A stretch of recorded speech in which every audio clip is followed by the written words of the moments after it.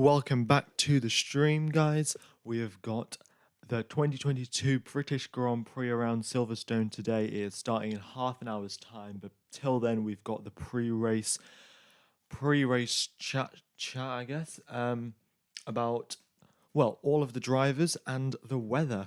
There's a lot of talk about the weather. Right now in the paddock. Currently, the forecast, this morning, the forecast said there would be a 50% chance of rain during the race.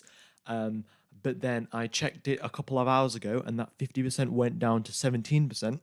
And now I've looked at the forecast, and it is pretty much no chance of rain whatsoever, unless there's a tiny little chance towards the end of the race we might get a couple of drops in the final couple of laps. But over Red Bull's team radio, they seem to have a completely different weather radar, and they're saying there might be some heavier clouds coming over, which might just mean it's cloudy, or the heavier clouds may lead to some rain. We really don't know just yet, which makes the race all the more exciting. We've got a two-stop race that has been predicted by Pirelli. Pirelli are pretty accurate with their predictions most of the time. The fastest strategy is a two-stop race, but then there is a possible one-stop strategy as well. So the predicted two-stop strategy from Pirelli is going to be starting on the medium tyres, then going onto the hard tyres for your middle stint, and then going back onto the mediums for the end, so you can push at the end of the race.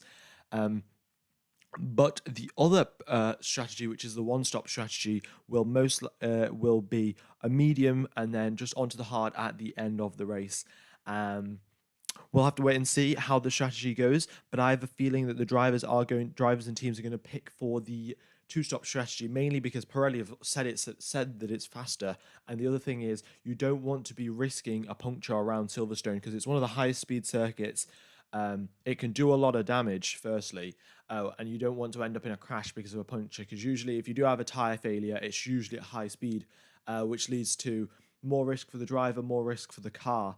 And with this budget cap here, that could mean that a crash could mean like you need 2 million in repairs, and 2 million in repairs significantly cuts into that budget cap, which you don't want to be doing. So we will wait and see what strategy the drivers do use. Just so you guys know, you lose 19 seconds under a pit stop for a green flag, and you lose 9 seconds under a safety car. So, and in fact, there's been an 89% chance of a 89% of the races at Silverstone have had a safety car. So, pretty high chance of there being a safety car this weekend. Looking at the past weekends, it's probably going to be, it might be on lap number 1, it might be further into after some of the pit stops. We'll have to wait and see. And the tyre degradation that we've got here, very, very severe. After one lap of driving around on the soft tyres, you lose a tenth and a half of performance. So yeah, one and a half tenths after driving around one lap on those soft tyres. So soft tyres not going to be a good strategy, good tyres to start on. Well, not good for your first stint. You'll get a really good race start, but then the chance of holding drivers back after that is going to be rather tough indeed. We'll wait and see though what does occur. And yeah, we've got Carlos Sainz with his first ever pole position in Formula One. He's actually the second driver. Well, not he's don't know how to say this. He is that's actually the record. Yeah, okay. So he's got 150 race starts, and then on his 151st appearance, which was yesterday, he got his first pole position, which is the second longest wait in a career to actually get that many to get a pole position. The longest is actually Sergio Perez, who had to wait 200 more than 200 races for his first ever pole, and Carlos Sainz had to wait 150 races. But it has finally come along. He's got his first ever pole position in Formula One, and he is starting on pole alongside Max Verstappen, and we'll just have to wait and see how that plays out. Is he going to get his elbows out and try and hold off Max on the start of this race, or is Max going to play it safe, or is he going to go as aggressive as he did last year? Going to be very, very interesting indeed. Right. So let's see. We've also got Charles Leclerc, who will be looking to get some Well, to get some points over Max Verstappen, really, because he's 49 points behind Max Verstappen in the Drivers' Championship right now. And a couple of races ago, 5, 6 races ago, he had a pretty big advantage, and now Red Bull have won 6 races in a row, and Max has won 5 of them. So, yeah, he's going to have to stop some of that momentum of Max Verstappen. Otherwise, it's going to be very tough coming towards the end of the season if he does want to have any sort of a championship battle. We are approaching the halfway point of the season now, so this is when the championship really starts to pick up and the tension really does start to increase as we go later and later into the season. There are some things to watch out for. You've got to watch out for Lewis Hamilton and George Russell. Both British drivers are going to be at their home race this weekend, and well, they've got all of the support of 410,000 British fans who have come over to watch the British Grand Prix this weekend at Silverstone. Is absolutely insane. What a complete sellout event, really, for Silverstone. And all of the fans are giving absolutely brilliant support to Lewis Hamilton, George Russell, and Lando Norris. And they'll be looking to try and score some really good points. And Lewis Hamilton said that he would. Well, obviously, Lewis Hamilton said that he would love to win. But they definitely do. They're definitely in the fight this weekend. They've got some proper performance. They brought some upgrades. The Silverstone circuit suits them, and yeah, we'll wait and see what they can do. But obviously, it's going to be very, very tough because, well, we know the Ferraris and the Red Bulls are very much in a league of their own in the past couple of races. We'll see if Mercedes can close that gap to hopefully challenge for maybe a podium. That would be very, very interesting indeed. My predictions are that Max is going to win this race and we'll have the 2 Ferraris on the podium.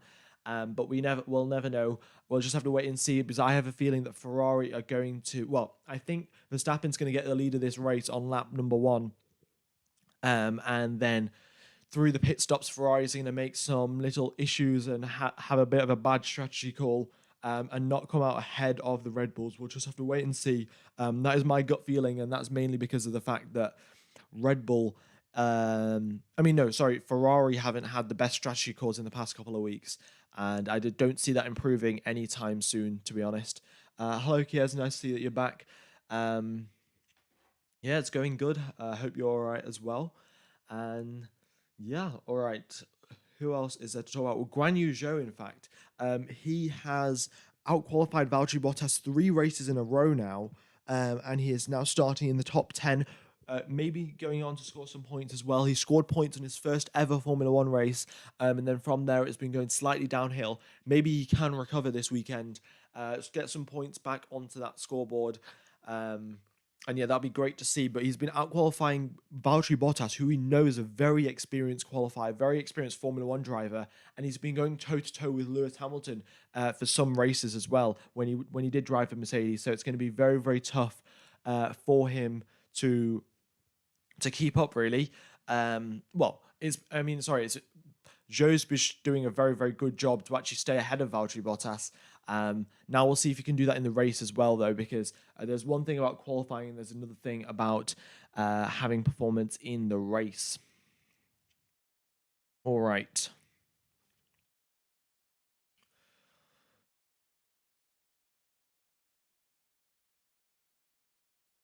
Let's see what else is going on track now.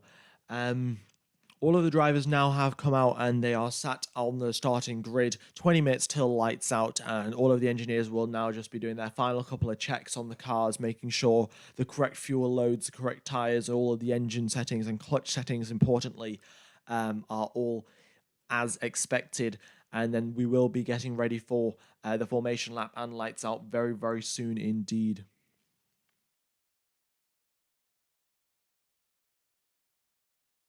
What do you think about the whole jury VIP situation? Well, to be honest, I don't really think racism should be part of any sport. And we're really past this point now. Like, yeah, we're all human beings and we should be treated equally. And yeah, just how that happens is quite beyond me because, well, there's a lot. There's really no need for me to comment on that. I think most people know what that situation's about, and yeah, we'll just leave it at that. There is one thing to talk about though. Um, that is the Aston Martins. They brought some upgrades this weekend, expecting to have a very fast car. But the thing is, in the rain, Aston Martin really seemed to struggle. In Canada as well, didn't have that much performance in the wet conditions. And now here they are in Silverstone in qualifying, did absolutely horribly. Vettel in 18th position, Stroll in 20th. That's the fifth time Stroll has been knocked out in Q1 in the past 5 races. 5 races in a row he's been knocked out of Q1.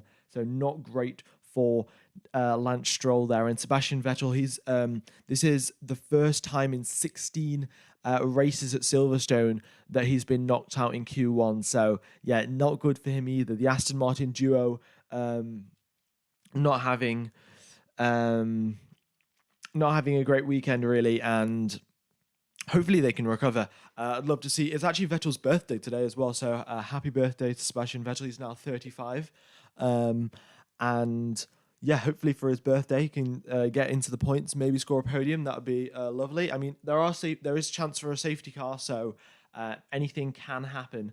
Um, did it justify terminating his contract?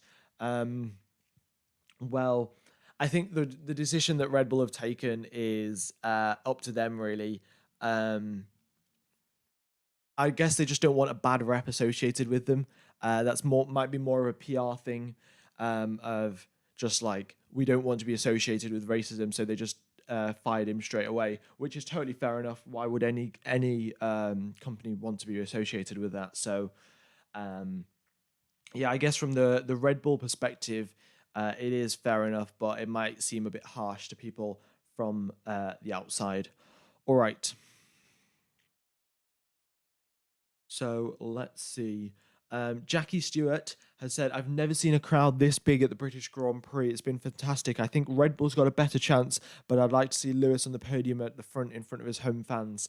And so Jackie Stewart thinks that Red Bull and Max Verstappen have the highest chance of winning this race. We will just have to wait and see. Um, yeah. All right. Also, guys, if you haven't hit the like button or subscribed, please be sure to do so. It really does help out the channel. Um, and yeah, hopefully we've got 700 people watching. So if we could get 100 likes or maybe 200, that would really help out the stream. And yeah. All right, now 15 minutes till lights out. Nicholas Latifi, first ever. Oh no, not his first ever Q3 appearance, I don't think. Oh no, it's actually his highest ever qualifying position in Formula One. Nicholas Latifi. So yeah, his first ever Q3 appearance as well, and a very nice job there from him. Alex Albon unfortunately didn't make it through after he messed up the timing on a cooldown lap, and because of that he could not set another lap and get through into Q2. Very very unfortunate for him indeed. Um, All right. We've got Valtteri Bottas in 11th position and Yuki Tsunoda in 13th. Not Valtteri Bottas, sorry, Pierre Gasly in 11th position. And this is in fact the third time Pierre Gasly has qualified in 11th position in 4 Silverstone Grand Prix. So been rather consistent there, qualifying in 11th place. But I think that's something to signify the AlphaTauri team really don't perform that well around Silverstone. It's just maybe they don't have their car isn't designed around that, because we know that the Red Bull car is mainly designed around the high speed corners, but for some reason um the AlphaTauri just can't get hooked up around here. Pierre Gasly was hoping for rain, because he said that the Silverstone circuit exposes the weaknesses of his car. And he did qualify 11th with the rain. We'll wait and see if he goes up or down after that, considering it is dry conditions right now. All right. I don't think there's any problem with Leclerc's car. Yeah, I'm just scrolling through the news feed. Yeah, there's nothing wrong with Leclerc's car. In fact, Leclerc's brother, Arthur Leclerc, won his first ever Formula 3 race. He won the feature race today in Silverstone. So congrats to Arthur Leclerc. Also, the tyres that are available for today's race are the C1, C2, and C3, the hardest tyres in the Pirelli in the Pirelli range, because Silverstone is such a high-speed circuit, very, very demanding indeed. Um, and yeah, that's why you need the hardest set of Pirelli tires to make sure that there's going to be no punctures at this race this weekend. All right, 14 minutes now till lights out. If you guys let me know your predictions in the chat below, and yeah, in the chat, and I will. And if you have any questions about what's happening in the race or anything you want to ask me, then go ahead and type that as well. I'll be reading it right now. Um, all right. Also, Lando Norris, Fernando Alonso, and uh, George Russell from sixth, seventh, and eighth position, and all of those drivers are within 77 milliseconds of each other. So the midfield is very, very tight, and the battle for best of the rest, the battle for third position after the Ferraris and Red Bulls is going to be extremely close. I think Hamilton did a mega job in qualifying yesterday, but I think the race pace is going to be rather similar to the McLarens and the Alpines. Fernando Alonso as well. He's been really propelling that Alpine team. Sorry, I don't know why I was saying Alfa Romeo. He's been really propelling that Alpine team forward with all of his expertise. And of course, his absolutely rapid pace on the racetrack as well. So we'll wait and see who gets the best of the rest position behind the Ferraris and the Red Bulls. I think it's a Verstappen win. It was Sainz second and Hamilton or Norris third. Ooh, I think Verstappen will win as well and Sainz coming third, but then it might be Leclerc second or it might be Sainz second. Depending, they might do team orders at Ferrari. They might be like, "Oh, Leclerc, you're the number one driver. Go ahead." They technically did say at the start of the season that Sainz and Leclerc are equal drivers, and there's no number one. But you never know. Sainz definitely has a lot less points than Charles Leclerc, so we will have to wait and see.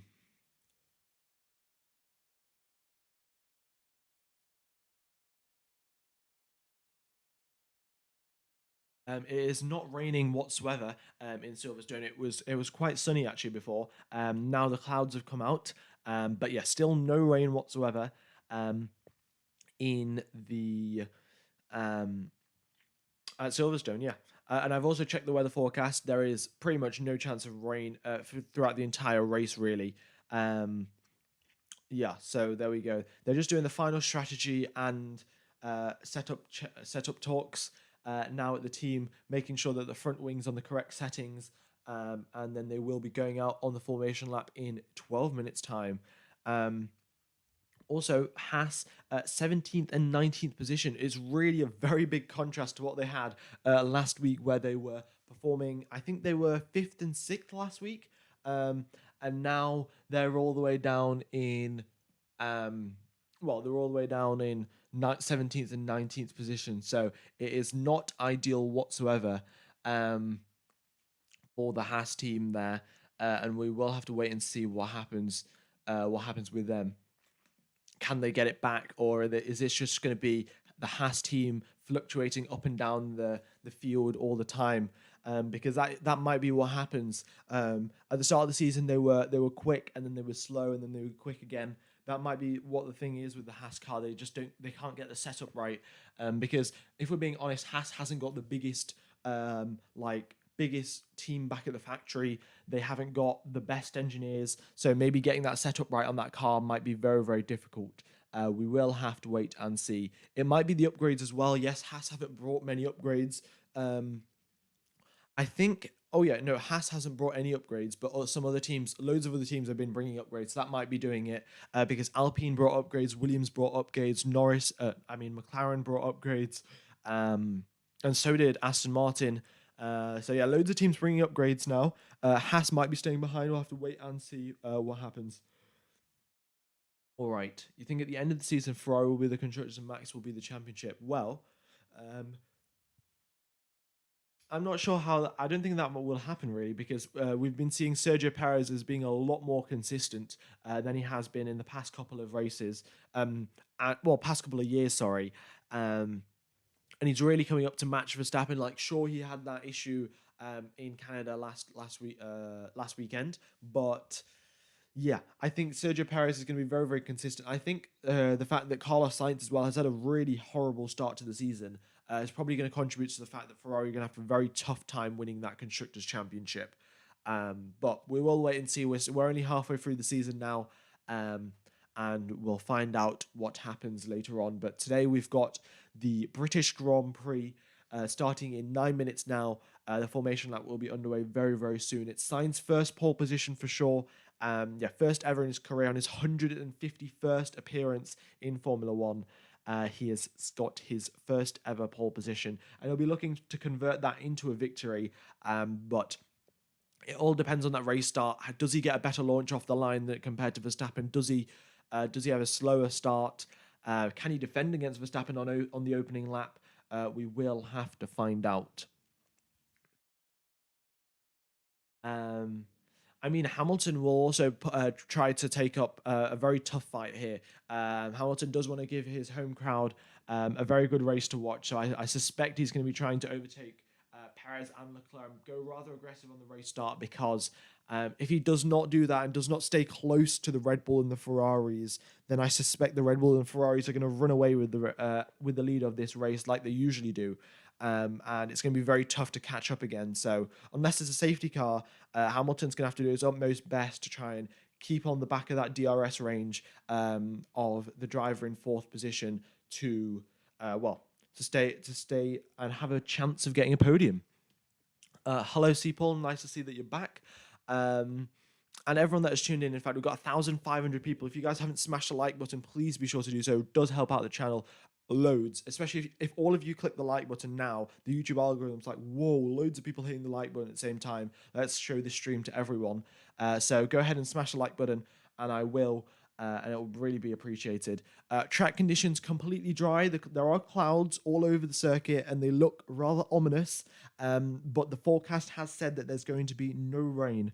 And we will have to wait and see how that plays out. And yeah. Nicholas Latifi about to go bowling at turn number one, accidentally locks up his brakes and then takes out about four drivers. My volume is a bit low. All right, I'll just try holding my mic a bit closer. I'm actually doing something different. I usually have my mic on a stand. This time I'm holding my mic, and I might be standing up as well a bit. And you might be able to tell the difference when I'm standing or sitting down. But yeah, might be because usually all the professional commentators they do it standing up. So I'd like to see how that goes. Really, yeah. All right, we've got 52 laps racing around Silverstone here. And predicted two-stop strategy from Pirelli. Once we get the data from, I will let you know what tires everyone is driving on. And yeah. Yeah, I thought my arm would be exhausted, but the thing is, the mic is pretty light, so it's not too bad, and I can keep switching between arms as well, so it should be all right. Um, All right, let's see what else is going on. Yeah, all the engineers now, they're all getting to the side of the grid. The drivers are seated inside the cockpits, and their visors will be coming down very, very soon indeed. Right.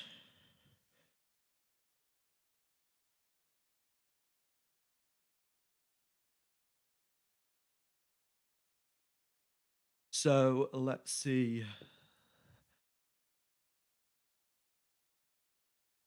We have now. All right, you know what? I might as well take you through a lap of Silverstone, and then we will go through the starting grid. And by that time, it will be the formation lap. Um, and yeah, that'll be great. Also, guys, remember to stay hydrated, get a drink. Because yeah, the next hour and a half is going to be very, very exciting indeed. Get some popcorn if you do have some, and then we will. I'll start the commentary in about 10 seconds.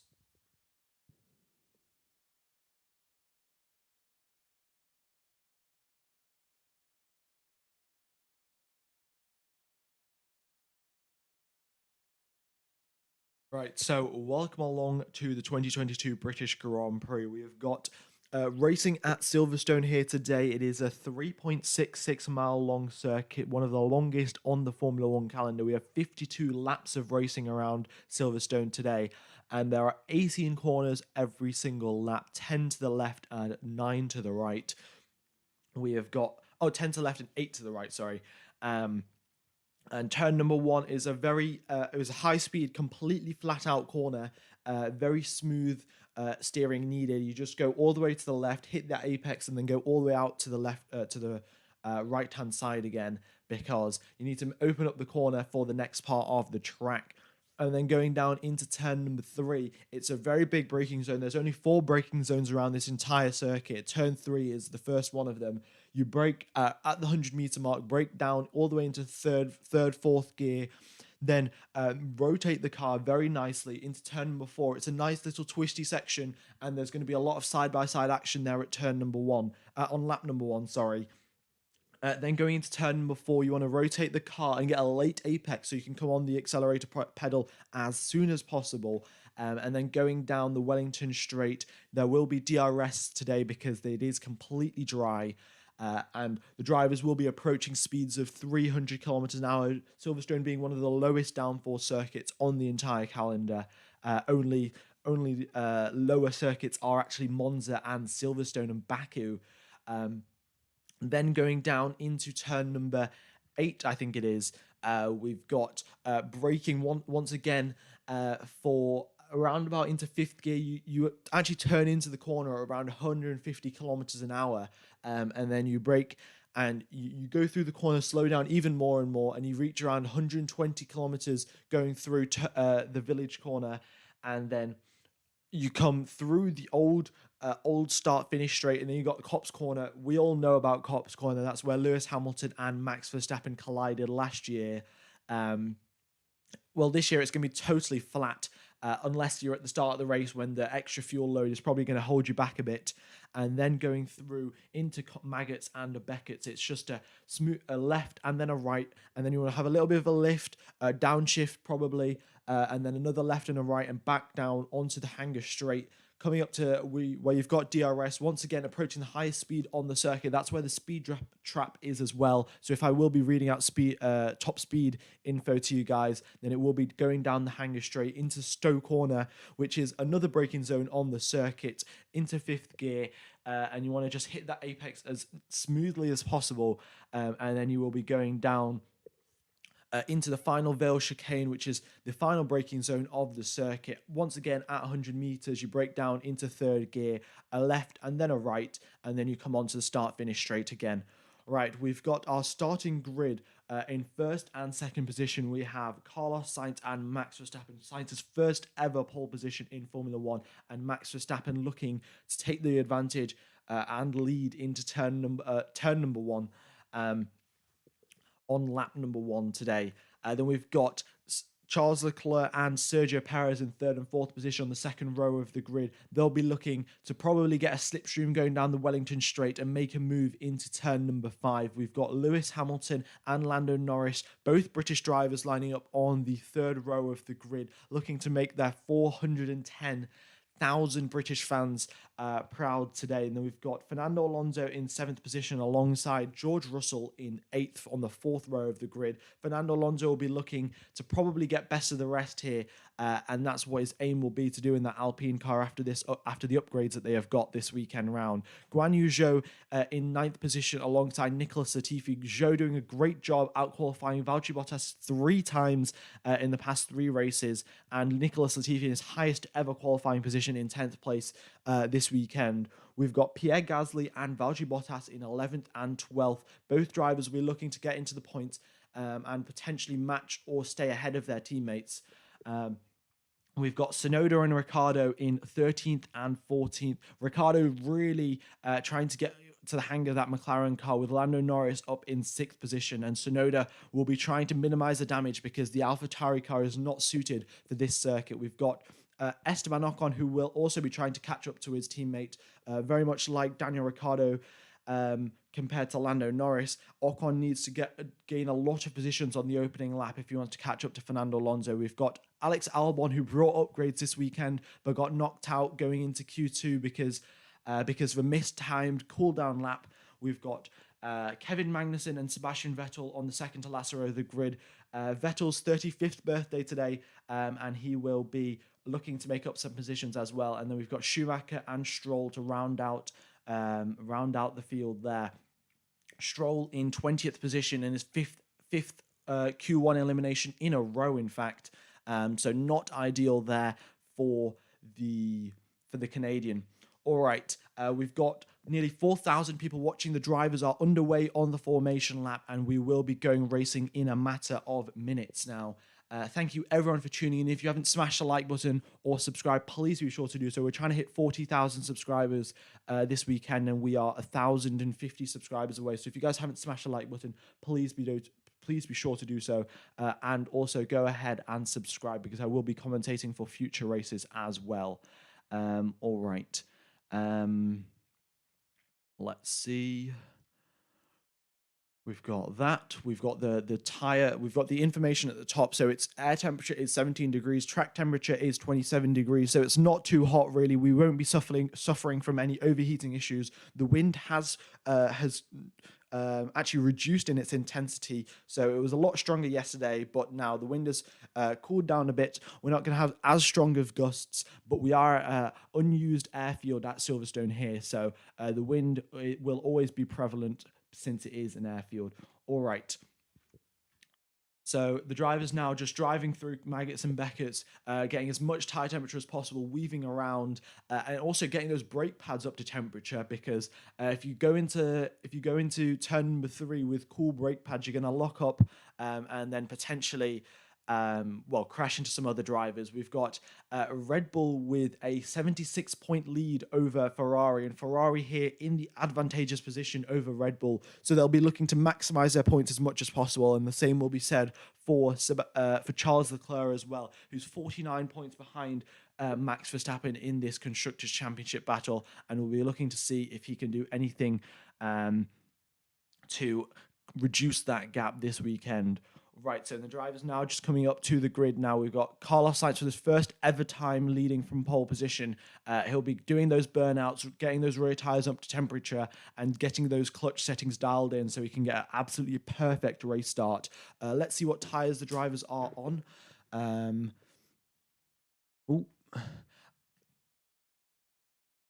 Let's see as the data come through yet.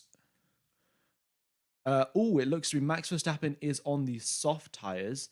Max Verstappen is on the soft. Carlos Sainz on the mediums. Okay, so Max Verstappen, Nicholas Latifi, Albon, Magnussen, Vettel are on softs. We've got Russell on hards, and every other driver is on medium tires now. Also, guys, my commentary is going to be about 5 to 8 seconds delayed to what's actually happening on screen, because I've got the actual race in front of me, and that's delayed by 5 to 8 seconds. So I apologize for any sort of delay that you guys notice when I am commentating. But yeah, hopefully it should be fine. We've got Lance Stroll now coming up to the end of the grid, parking up in that 20th place position. The green flag has been waved. It's 1, 2, 3, 4, and 5 lights, and it's lights out, and away we go. Max Verstappen gets a very good start. Lewis Hamilton already up into 3rd position. Verstappen's got the lead of this race, and Carlos Sainz already into 2nd. Hamilton, though, in 3rd. We've got a massive crash at the back. Some drivers upside down. We've got 5 drivers out at the end of at the start of this race. It's yellow flag in sector 1. Looks like we're going to need a safety car. The McLaren looking up there. Full red flag already. Wow. That's an absolutely massive crash there at turn number 1. Who knows what's happened there? I'll get you a replay as soon as possible. But there's a driver upside down. George Russell's out of this race. Let's see what happened here. George Russell's out. Let's see. Zhou's out. Albon's out. Ocon is out, and Tsunoda is out by the looks of it. Oh no, Ocon and Tsunoda are fine, but George Russell's rear left tire is completely off. Tsunoda's front wing is broken. He's getting back to the pits as soon as possible. They'll have to fix that. But let's have a look at what actually happened on that race start. Guan Yu Zhou's car was completely upside down there. Very, very strange. I don't know how that exactly happened. And George Russell's rear left tire completely ripped off. Very strange indeed. But Hamilton got an absolutely amazing start, put himself up into 3rd position from 5th on the grid. So good job there. We've got Alex Albon's car with his front right suspension broken. So I suspect it would have. I don't know how Alex Albon and George Russell got in a collision though, because they was completely on the other side of the field. So it must have been right. Well, when we get the replay, I will let you know what happened. But Yeah, George Russell's consistent streak of getting fourth, fifth, or sixth position in the past 9 races, that's in the bin now. But Yuki Tsunoda still driving around with a broken front wing. It is red flag conditions. Drivers all coming back to the pit lane. We've got, I think it's Esteban Ocon with his front right. Yep, front right tire has got a puncture, and yeah, his front right suspension looks to be rather broken, to be honest, and it's slightly malfunctioning by the looks of it. But yeah, a very, very big crash indeed at the front of this race, at the start of this race. Sorry, and I will let you know what happens when we get the replay. But yeah, no replays just yet. Okay. Ooh, yeah, red flag. All the drivers now back into the pits. It looks like we'll have another standing start, but yeah, very strange indeed. Also, we got 7,000 people watching. Everyone that's tuned in, thank you so much. Really do appreciate the support. And if you go ahead and hit the like button and subscribe, that would be absolutely lovely. Would really help out the channel.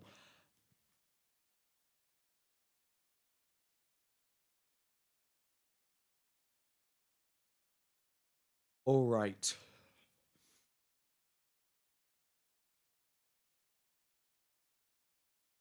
So yeah, on the race restart, we will have Max Verstappen on pole position and Carlos Sainz in second.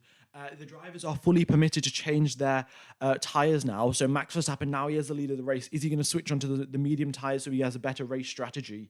By the looks of it, everyone should be okay because the halo was protecting Guan Yu Zhou's car when it did get flipped over. He did, the halo was protecting him, but we haven't got any updates just as yet as what happens to Guan Yu Zhou. And yeah.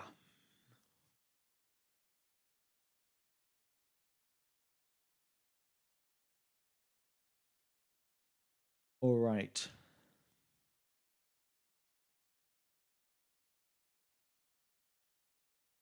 Yeah, the car was completely flipped over.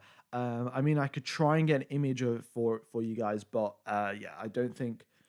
I think you guys could probably look it up yourselves because there's a chance that I could get copyrighted, and I'd rather not do that. But yeah, no, Esteban Ocon's front right suspension is pretty looks pretty damaged by the looks of it, and that punctured tire is really not helping it in any sort of way. Right. Well, we're probably getting a replay in a couple of seconds now, so just hang on there, guys.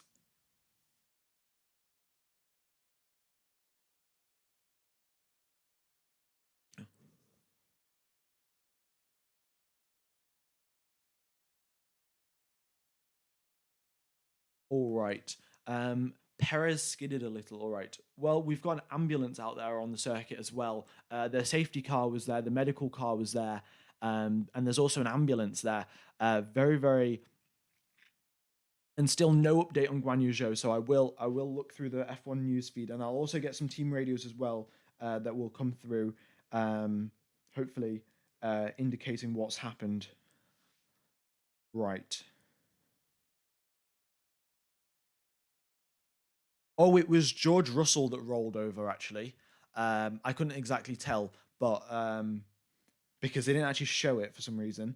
But George Russell rolled over, apparently, and it's now. Yeah, right. Let me put that in the session summary. Very big crash at the start. Very big.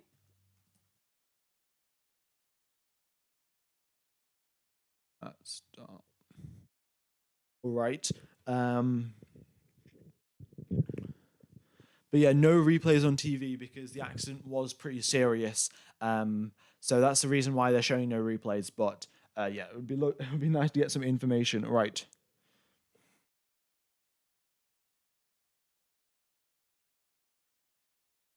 Yeah, Fernando Alonso started the race in 7th position. He's up into 5th. Let's get some. In fact, I could probably get up some. Let's. What was I going to say? Oh yeah, so the drivers that have actually gained positions, we've had Verstappen gain a position, Sainz has gone down a position, and then Hamilton's gained position. Leclerc's where he ended up, Then we've got Fernando Alonso, who gained a position. Perez losing positions. Lando Norris still in 7th. That's where he started. I think Latifi gained one. Bottas went up as well. And then all of the other drivers has gained positions because the drivers above them have crashed out. Daniel Ricciardo in the top 10 as well. So he really benefited due to that red flag. All of the other drivers playing it rather safe. And Daniel Ricciardo getting up into 10th position. He was actually starting the race down in like 15th, I think it was. And now he's all the way up in 10th. So it's a nice job there.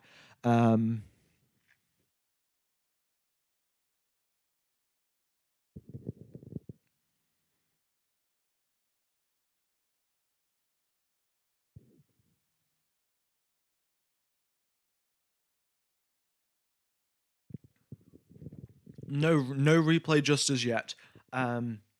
But yeah, we'll wait and see. What caused the red flag? There's been no replays, but as far as I can tell, there's been an incident between Ocon, Russell, Zhou, and Albon. And yeah, there was one car that was flipped over. We don't know which car it is. Well, I'm not certain of which car it is, to be honest. And yeah, so that's that.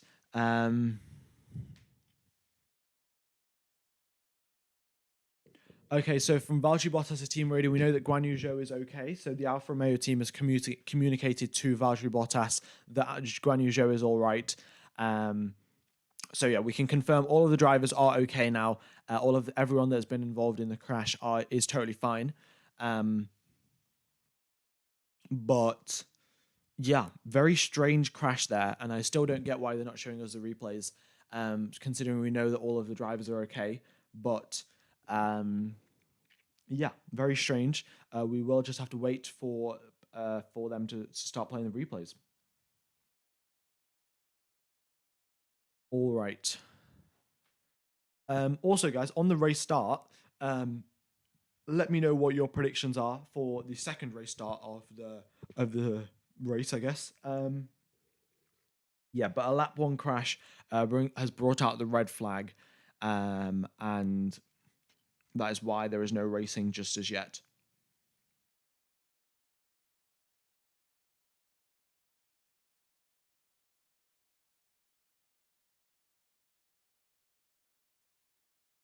What if Lando or Ricciardo on the podium? Well, I think they're gonna have to get up, gonna have to gain quite a bit of positions if they're gonna get up onto the podium there, especially with Lewis Hamilton and Charles Leclerc in 3rd and 4th position. Getting onto that podium is going to be rather tough unless there's some more incidents like that in the race today. So yeah, the red flags are still being waved. It's going to take a while to clear up all of the debris. The marshals are on the circuit now. All right, we've finally got a replay from Max Verstappen's car. He just got a much better race start compared to Sainz because he was on the soft tires, of course, and he went and took the lead into turn number 1, and that was that really. And then the red flag was brought out. We've got the replay from Lewis Hamilton's side. He just got an amazing race start, overtook Leclerc pretty much immediately, and then put himself up into 3rd position. I think we're going slowly further back through the field now with all the replays. So we've had Lewis Hamilton's replay. We've now got Sergio Perez's replay. He had a little bit of a stall and practically just crawled off the line. Hamilton got past him as well. And yeah, then he got overtaken by Fernando Alonso as well. So yeah, Sergio Perez's race start pretty horrible, just going very slowly indeed. And now we've got Lando Norris, who got kind of distracted and sent off by the fact that Sergio Perez had a slow race start, so he also got a slow race start. Fernando Alonso once again sweeping around the outside of him, and Norris just sticking to the left, trying not to get any damage and in any collisions on the opening lap. Right. So now maybe we're going to see George Russell's replay. We've had Lando Norris's replay. Yeah, the red flag's been called out now, so we're going to... No, we're not going to see anyone else's replay. So they just cut off the replays at Lando Norris, and we didn't get to see George Russell's replay. Russell's car has been brought back onto a truck now, and they're going to be taking that back to the pits, of course. Let's see. They're zooming out now. Can we see anything else? No, we cannot. The Alpine engineers are trying to fix Esteban Ocon's car because he had that puncture. His front right suspension has really gone through a lot of stress and wear and tear because obviously the tire was just waving around on the entire front suspension rather than just being in one fixed position because it was a punctured tire. So yeah, the front suspension is now wobbling around and they're trying to fix it and make everything tight again before they go out for the race start. And yeah.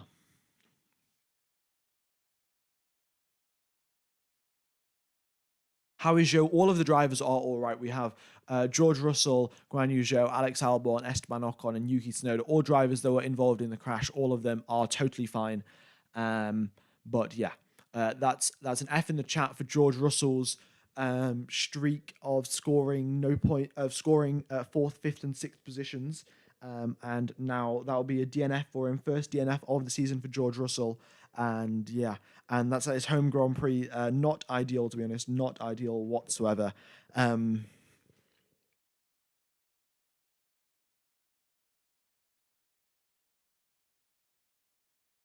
So let's see what's happened. Also, guys, if you haven't hit the like button or subscribed, please be sure to do so. It really does help out the channel. And yeah, that would very much be appreciated. Hopefully, we're trying to hit 40,000 subscribers by the end of this weekend. And we're only 916 subscribers away. So yeah, if you haven't hit the subscribe button, go ahead and do that right now. Yeah, we've got Kevin Magnussen, who started the race in 17th position all the way up into 12th. So that really shows you, if you just stay out of the trouble at lap number one, you really can gain a lot of positions if there is a big incident. And yeah, Sebastian Vettel started in 18th. He's now up into 13th position. Lance Stroll started in 20th. He's up into 14th. So yeah, avoiding carnage on lap number one is definitely a very big, a very good idea, to be honest.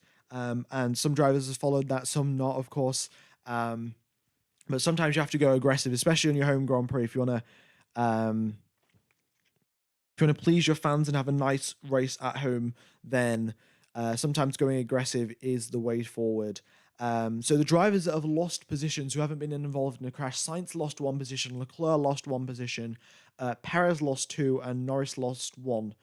But apart from that, Valtteri Bottas had a nice race start. So Daniel Ricciardo especially. And George Russell, in fact, he's now talking to a FIA executive about the incident and about the car. I think George Russell is trying to say that he can, if they take the car back into the pits, he can still drive it. I think the rear brake ducts have been slightly damaged, and the rear, where you actually put the tire on, I don't know, tire rim, I guess, has been damaged. But George Russell's still saying that they might be able to fix it. DCS Beamer has donated. Let's get to that 40k milestone. Thank you for the donation. Really do appreciate it. Yeah, does very much help out the channel. So thank you so much.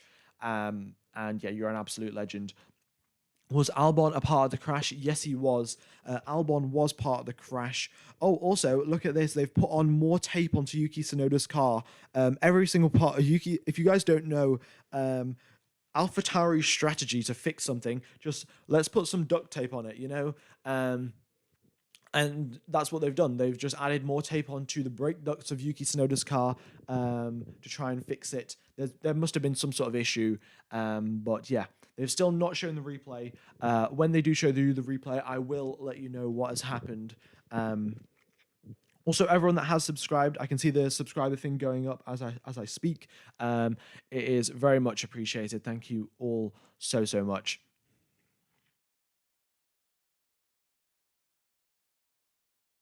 Right. Yeah, very much deja vu from Baku. His complete DRS thing would just stopped working, and they were just like, yeah, let's just put some duct tape on it, you know, like flex tape. Just put it on, and then yeah, you fixed it. It's fixed it. Will there be a restart? Yes, I think there will be a restart. Well, no, there'll definitely be a restart. They're currently just clearing up all of the debris from the crash, and they're showing us shots of the crowd rather than showing us shots of the actual of the marshals cleaning up the debris. So, not sure yet why they haven't given us a replay. They're still fixing Esteban Ocon's car, and to be honest, they look like to be doing quite a good job. It's not wobbling anywhere near as much as it was before, and he might have a solid working chance of actually getting back into this race. He will be starting in 17th position, but nevertheless, driving a car in a race is a lot better than ending up with a DNF. Yeah, they do use aluminium tape in actual in airplanes as well. If you guys didn't know that all airplanes they're not like 100% perfect when you actually take off. They some of them have faults in them and they have cracks here and there, but as long as they're small enough, the plane will be totally fine. And that's how you fly the plane really, because it would be completely unreasonable to try and fix every single little crack every single time you found one. As long as the plane can fly. And it's within its limits, they can carry on flying the plane. So they just put aluminium tape over it. It is like the strongest tape like ever known, but nevertheless, that is that. Yeah, let's get back to Formula One though. Yeah, I think they've shown 5 shots of the crowd in a row now. They are still just showing shots of the crowd. And the crowd look pretty bored, to be honest. Mick Schumacher's there. He's still waiting. He's kind of got his half of his race suit off, in fact. So yeah, they're not looking too. It looks like the red flag will be at least a couple of 5-6 more minutes at least before we actually get back to racing. There was a red flag because there was an incident at turn number 1 where we had 5 drivers involved in some sort of contact and probably a collision in as well. So there we go. Oh, they are on the F1 pit wall looking at the replays. Oh, we could see Daniel Ricciardo. Oh, they've just cut away from the shot. But Daniel Ricciardo, there's like an internal F1 website called the F1 pit wall. And you can go, and if you have an account, obviously, because you work at McLaren or whatever, you'll be able to view replays. But yeah, they cut away from the shot, so we're not being able to see that. We've got Sergio Perez, who is starting this. He'll be restarting the race in 6th position. He did not have a good race start. He kind of it was very similar to a stall, really, kind of like an anti-stall mechanism went off, and his race start was absolutely horrible. And yeah, he lost 2 positions on the race start there. Not great for him. He'll be looking to make it back up, though. Potentially get back onto that podium. We will have to wait and see. Am I watching the race? Yes, I am watching the race. It is because I live in England and the race is at Silverstone. Obviously, it's free for us to watch. So it is on TV right now, and I am watching it while commentating because yeah, that's how you commentate Formula One. All right. Let's see what else has happened here. Oh, also, guys, since we are in the red flag situation, there is links in the description to F1 merch. There is a 15% discount code. It's Formula F115 on any of the links in the description, which is like the official F1 store. F115 is a 15% discount code for this weekend, for the Silverstone Grand Prix weekend. So if you are going to go buy any F1 merch, then go ahead and use that discount code. And then my Twitter and Instagram are in the description as well, as long with the Discord. My Twitter and Instagram, F1_gamer_5. So go ahead and follow me on there. I will be posting some memes, hopefully. And yeah. All right. But that's enough of the plugs. Let's get back. Also, guys, I do have an idea for maybe these red flag situations, or maybe at the end of Grand Prix. Do you guys know what Kahoot is? Because I was thinking if we could hold like an F1 trivia quiz thing, and you guys can join, and obviously it'll be on my stream, so you guys can you can see the questions and stuff, and then you answer on your phone, and then whoever wins the F1 trivia I think I could organize some sort of prize for sure. So yeah, if you guys know what Kahoot is, then let me know. Actually, I will just make a quiz. Do you know what Kahoot is? So then I know, like, do you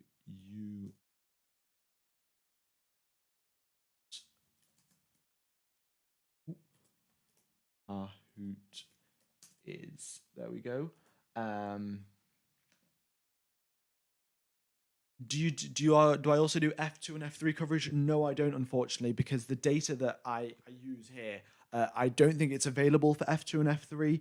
And also, I'm not very up to date with F2 and F3, and I don't really know much. So I wouldn't be the best commentator, but I definitely think I could be able to do it. Um, but yeah, I think Formula One is the main priority, to be honest. And yeah, there we go. When are we getting the green light? Well, Ferrari are now wheeling the car back out to the pit lane. So Charles Leclerc is going back in towards the car. So I definitely think that, um, they will. What's it called? They'll be going very, very soon. Okay, now we can see what's happened to Guan Yu Zhou's car. That's completely buried in the barriers. They are getting it out. Guan Yu Zhou is conscious, and Alex Albon has been taken to the medical center. But all of the drivers are fine. Guan Yu Zhou's car is buried in the tire barrier. And yeah, they'll be getting that out as well as we speak. They're getting it out of the tire barrier. But yeah.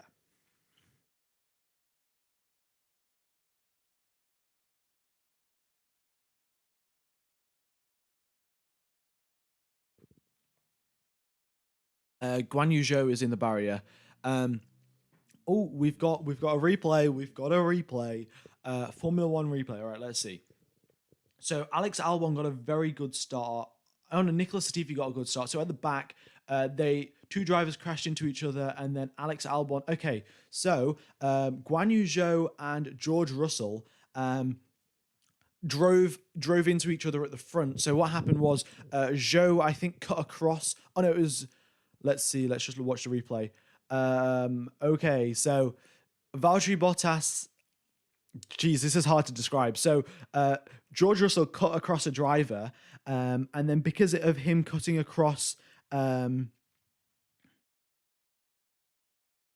yeah, God, this is strange. So yeah, Valtteri Bottas cut across a driver. No, no, no, not Valtteri Bottas. George Russell cut across a driver, and that caused Guan Yu Zhou to flip. So yeah, right. We've got the George Russell POV here. So he's going down the straight, and then he comes over to the left. He gets clipped at the rear by another driver, and then because he gets clipped, he gets spun round. And after he spins, he hits Guan Yu Zhou. Guan Yu Zhou goes rolling off through the gravel. He bounces over the tire wall, and doesn't hit any of the fans, but. Right, so what happened here? Pierre Gasly, yeah, George Russell clipped. He basically closed the door on Pierre Gasly. That caused him to spin, and then because he closed the door, because he spun, he crashed into Guan Yu Zhou. Right, yeah, very very odd there. And then Lance Stroll, what happened at the back here? And then because of that, Alex Albon slammed on the brakes, and he went straight into the wall. I think he just slammed on the brakes too hard and went into the wall, as far as I can tell. So let's have a look at this. Alex Albon, yeah. Oh, Alex Albon got hit in the rear by Seb Vettel because Albon hit the brakes because of the crash in front of him. Vettel didn't see the crash because all he could see was Albon's car. Vettel hit the back of Albon. Albon spun into the wall. And then after coming off the wall, he clipped two other cars. He clipped Esteban Ocon's car and Yuki Tsunoda's car. Yeah, wow, what a massive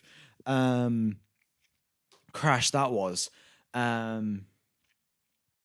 Hopefully I've described that correctly. If you guys have any questions, then let me know.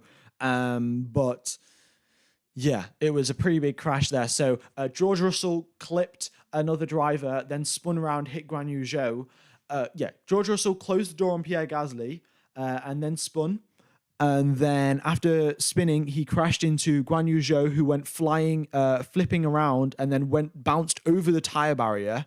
Esteban Ocon, he got clipped by Alex Albon, who got hit by Sebastian Vettel because of the crash in front of them. So yeah. When is the restart? When they can get Guan Yu Zhou's car out of the barriers, really, because he bounced over the barriers. They put him back onto the correct side, and they will be getting him out. Once they pick up the car up, they should be fine. We're probably getting some team radio as well. Right, yeah. Albon and Zhou have been taken to the medical center after lap number 1. Both of them are conscious, and updates will be coming through as soon as possible. All right. So that is what's happened there. Absolutely massive crash. Thank you, Kies. I don't have actually a way to access Instagram. I will have to go upstairs and like get my phone. Um, yeah, but thank you for sending them. I will check them out later. But yeah, all of the onboards. I've just watched them on TV live now. And yeah, very big crash. And basically, Gasly, Russell, and Guan Yu Zhou had a crash. And then because of that crash, the drivers behind them had to brake. Some drivers saw the crash, some drivers didn't. And that caused the next set of crashes. So yeah, just kind of crashes causing crashes really, because everyone was so clumped together. Um, yeah. No, it's not actually ESPN. I think the Formula One crew, they have to know that the drivers are conscious before they can show a replay, and they have to confirm that and everything. So that's why it took them a long time, because you can't really show like a replay of someone dying. Um, yeah, that's why. So that's what it is. All right. Also, guys, if you haven't hit the like button, please be sure to do so. And we are now 803 subscribers away from 40,000. So if you guys could smash that subscribe button as well, then it would be very much appreciated. We will be getting a restart very, very soon. The engineers have restarted all of the engines in the cars now, and the tire warmers and the tires are back on. And we will be getting ready to go racing very, very soon. And yeah, all right. So that is what's happened there. And so, yeah, Daniel Costello and yeah, Niels Sevston. Thank you for the subscription. If your name doesn't pop up, I think that's because your YouTube account isn't public. But nevertheless, everyone that has subscribed, you are all absolute legends. And yeah.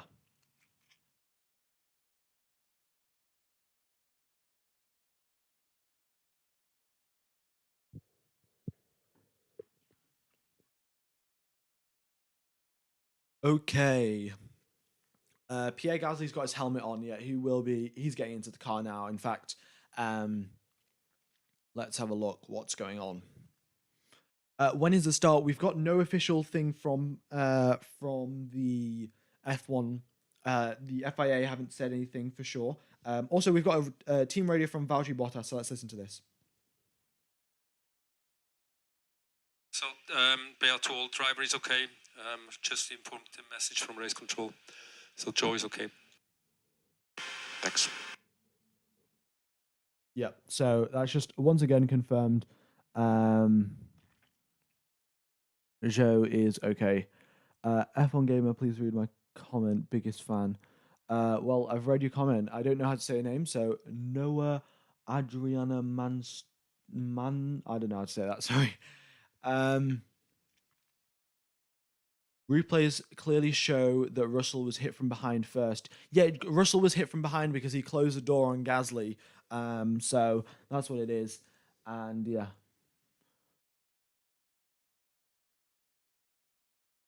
All right. Yeah, if the fence wasn't there, he would have ended up in the crowd. So yeah, the fence doing a pretty good job there, from stopping Guan Yu Zhou flying straight into the crowd. I suspect the crowd would have been given a very big shock as well, when they see an F1 car just flying towards them and then bouncing over the tire barriers. Um, and yeah. All right. Hmm. Let's see if the FIA have given us any more information. No, they have not.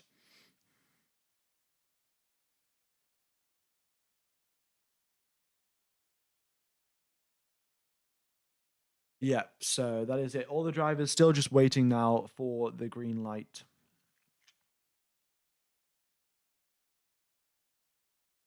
Who do I think is going to win? I suspect it's going to be Max Verstappen, really.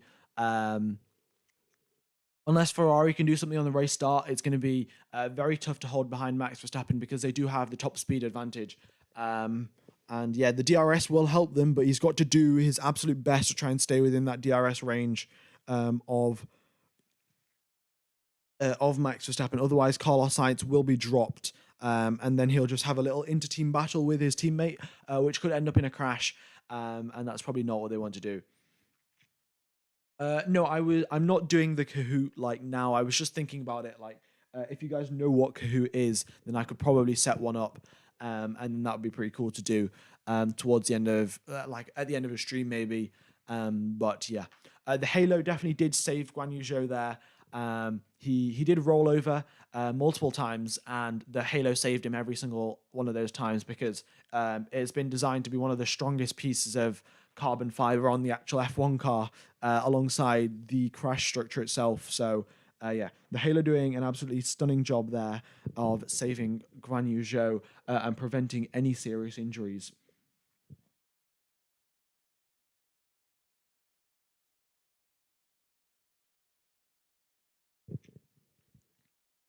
All right.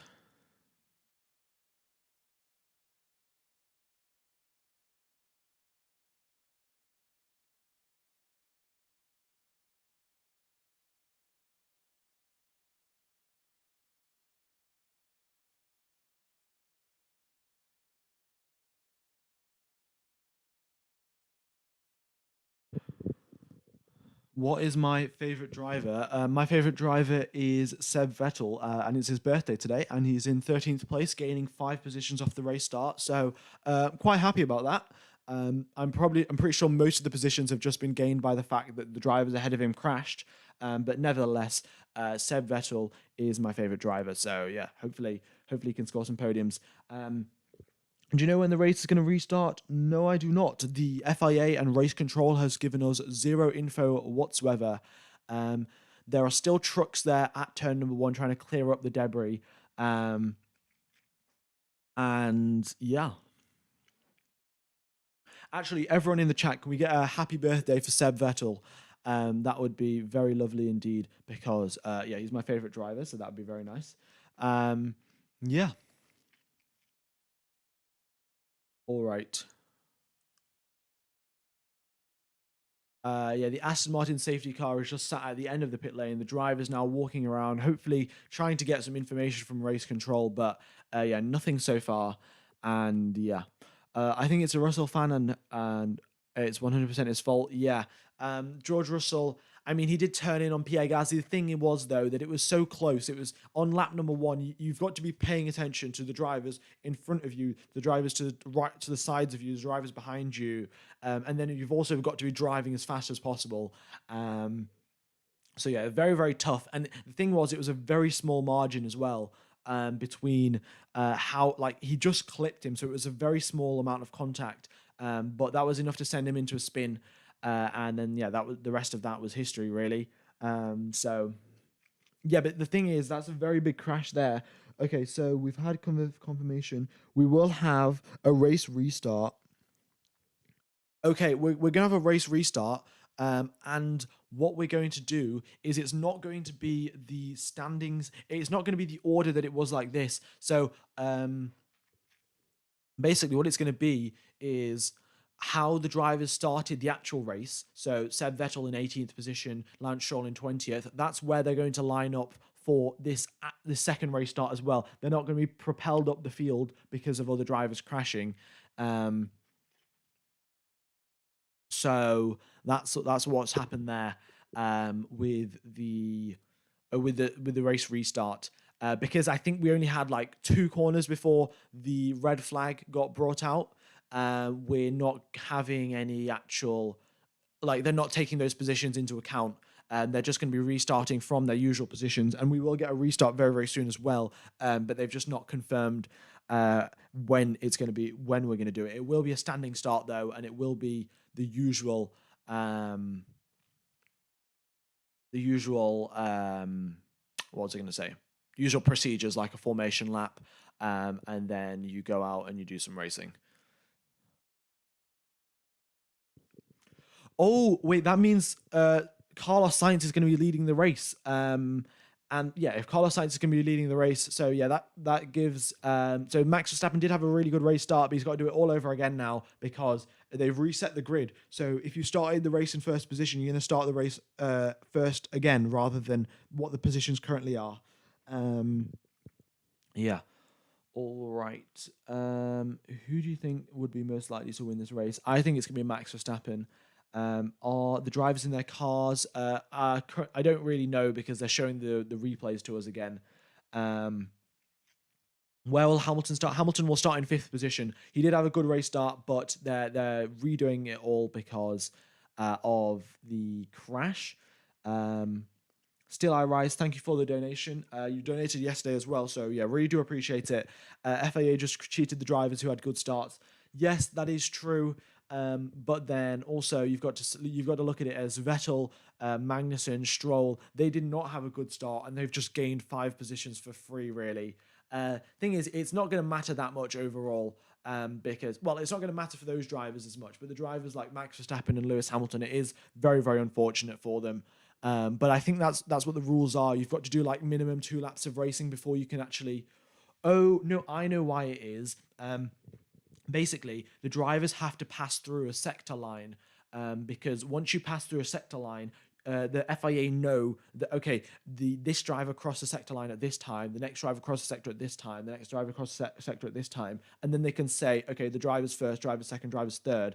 But technically, because they called the red flag before anyone had even got to the first sector, they hadn't crossed a single sector line, so they have no idea where the drivers actually were at that point in time. And then because of that, they can't say like you're going to start the race in third because you're at third in the red flag.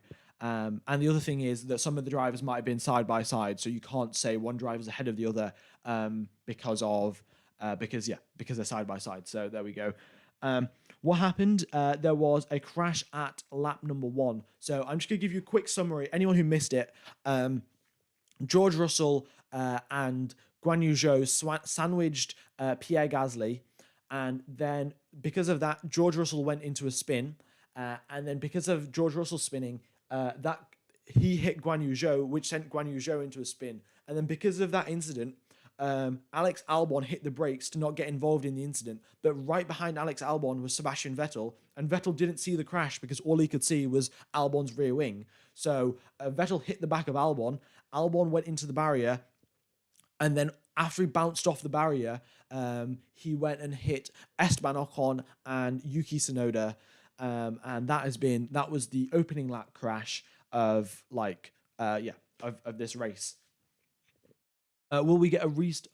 Can we get the grid restart order? Okay, so it will be Carlos Sainz leading the race, who'll be starting in first position. We'll have Max Verstappen in second, Charles Leclerc in third, Sergio Perez in fourth, Lewis Hamilton in fifth, Fernando Alonso in seventh. I think it'll be Lando Norris in sixth. I don't know why I said it in that order. Lando Norris in sixth, Fernando Alonso in seventh, and then I don't remember who was eighth. It was George Russell who was in eighth. But he's obviously not part of this race anymore. So the 8th position grid slot will be completely empty. There'll be no one in the 8th position grid slot.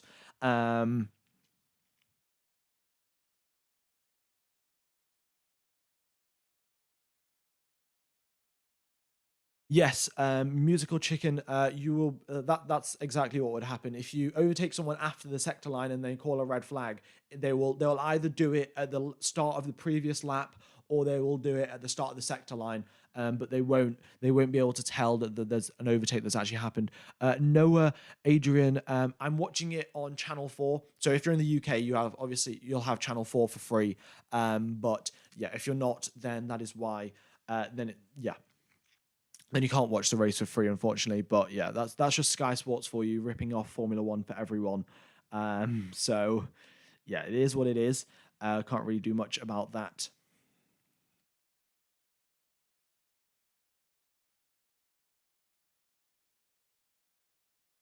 All right. Is there anything else going on right now?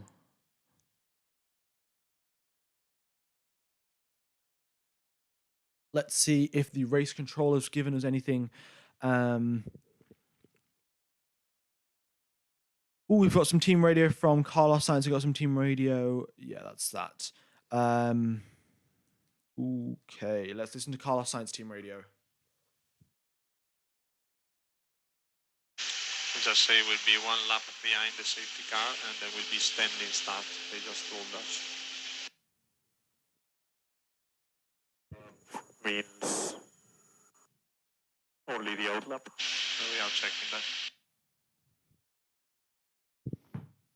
What position would you start the race? Okay, so the race restart is going to be the qualifying positions from yesterday. So if you qualified second, you're going to start the race second today, or even on the race restart as well.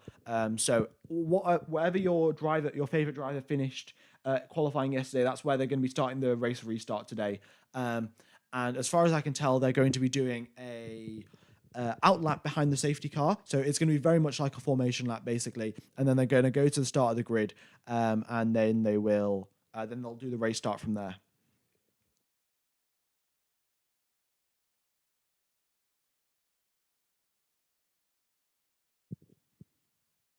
Yeah, it's a safety car out lap, so the drivers will be the safety car will lead the drivers out of the pit lane, and then they will go ahead and do the usual formation lap. So that's what it is. Yeah, we're almost at 40k. We're now, what is it, 323 subscribers. Oh no, 623 subscribers away. So yeah, go ahead and carry on and hit that subscribe button. Very much do appreciate it. And if we can hit 1,000 likes as well, that would be lovely. We're at 890 right now. So yeah, 110 more likes to hit 1,000 likes, and that would be great.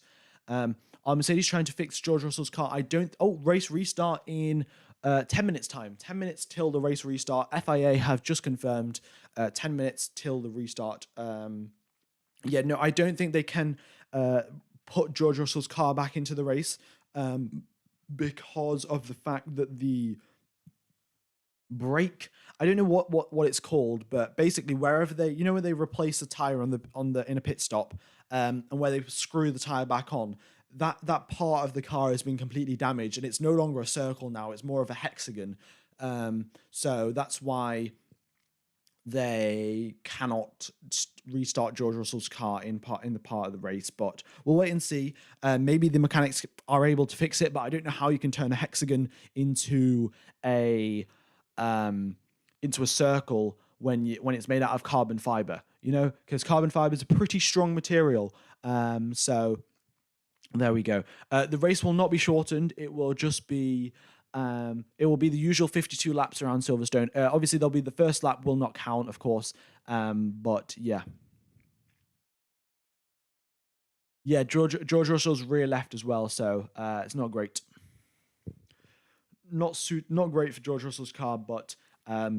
I mean, they're going to try and fix it. I mean, yeah, they could use duct tape. If duct tape can fix a Formula One's rear wing, then why can't it just bend carbon fiber? You know what I mean? The weather is still clear. Still is kind of blue skies, kind of cloudy, half and half. And yeah, there we go.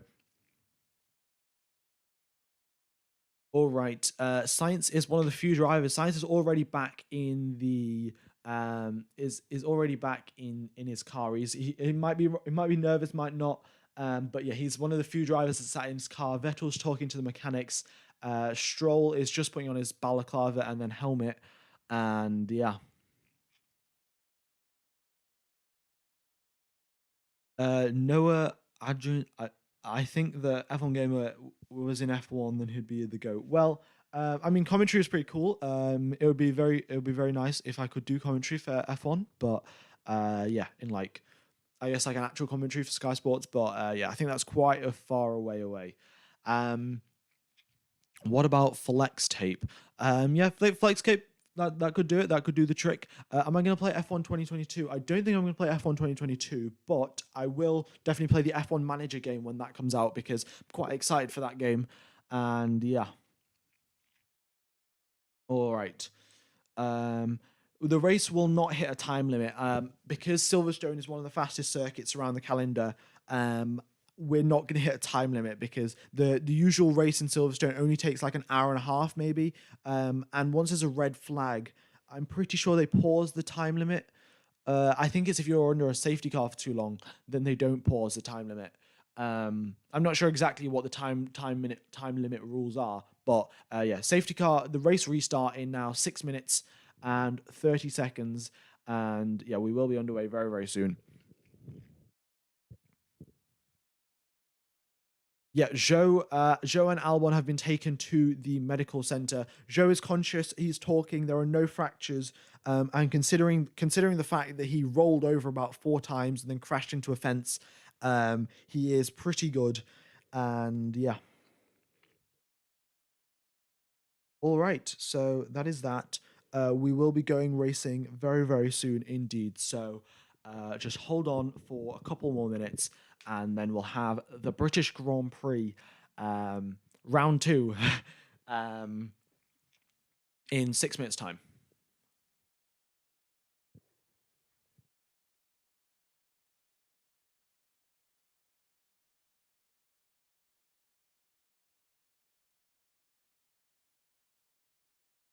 Okay, yeah, the restart is in 5 minutes, 30 seconds. Yep.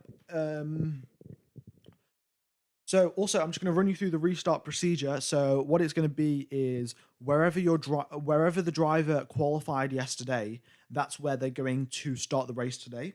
And if the driver's DNF'd, then there will be an empty slot in the grid position. So say George Russell, who's DNF'd now, there's going to be no driver in the 8 position grid slot, because that's where George Russell qualified.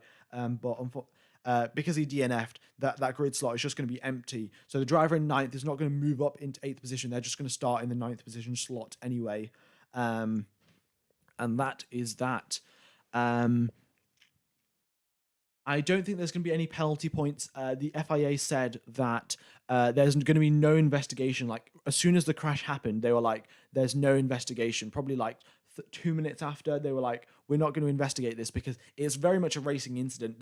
The start of the race is like, I mean, it was a tiny little bit of contact between Gasly and Russell, and then that caused more contact with Zhou, and then because of that crash, more of them there was more crash further behind. So it was mainly just crashes causing crashes. There was no one driver who just drove into everyone. And yeah. Where do I think Norris will finish? Norris is in 7th position. He's starting on the medium tyres. I think he could probably get up into maybe 6th or 5th at best, but I don't think he's going to be getting anywhere near the podium. Yeah. Yes, I do remember back in the day, they had, of course, the spare car, where they would have a spare third car where they would go, and where they would just, if your car broke, you would just go drive the third spare car. But those days are now gone, under the new budget caps, and like, well, it's just frankly too expensive for any other team to have a spare car. And yeah. All right. Yes, some debris might have fell into the crowd, but I think the crowd, that might be a nice little present for for the crowd. Just some pieces of carbon fiber from an F1 crash. I've definitely seen that before. Some people posting it online that some person just took the DRS board home, because on the side of the track there's obviously a DRS board to say, okay, you can activate DRS at this point on the circuit. And the fans all invaded the track after Lewis Hamilton won, and one of the fans just took the DRS board home like an absolute legend. So yeah, that's you can definitely do that. Right, we've got a little statement from George Russell. It is, firstly, glad to see that Zhou is doing okay. Ultimately, we took the risk of starting on the hards, as I made a mistake in qualifying and hoped it would give us an opportunity at the end of the race, but it gave me no grip. Yeah, George Russell had no grip at the start, and then probably to compensate for the fact that he had no grip and a bit of a slow race start, he just, he went a bit too aggressive, and yeah, rather unfortunate there for George Russell, and that is why he is back into, well, yeah, that's why he's DNF'd, really. He went a bit too aggressive at the race start, didn't look in his mirrors properly, or maybe just didn't see Guan Yu Zhou, and that is why he is no longer part of this race. Right, we have now got 2 minutes till the race is underway. To be exact with you, 1 minute and 40 seconds. And then the drivers will be filing out of the pit lane, single file behind the safety car for one out lap and then the actual race start. So yeah, it's only a matter of time before we go racing once more. We've also hit 1,000 likes. We're getting very close to hitting 40,000 subscribers. So everyone that has hit the like button and subscribe very much is appreciated. And if you haven't already, then go ahead and do that. We will be getting ready to go racing now. All right. The sun has come out as well, so track temperatures will be increasing slightly. We started off with 27-degree track temperature. We're now up to 30-degree track temperature. The sun is out. The clouds have gone away. The chances of rain are disappearing as we speak, and we will be. It'll be probably a dry race till the end, and hopefully a very exciting race between Verstappen, Sainz, Hamilton, and Leclerc, and Perez as well. Yeah, very nice three-way battle for the lead of this race and the podium. Carlos Sainz gives the thumbs up to his engineers. They'll be taking the blankets off in 20 seconds time, and then they will be going racing, coming out the pit lane here we go. The blankets are off. 20 seconds left till the green flag. Carlos Sainz will be coming out the pit lane behind the safety car. And then also Guan Yu Zhou's GPS and George Russell's GPS will probably be disabled in the next couple of seconds, so they should pop off the map. And yeah.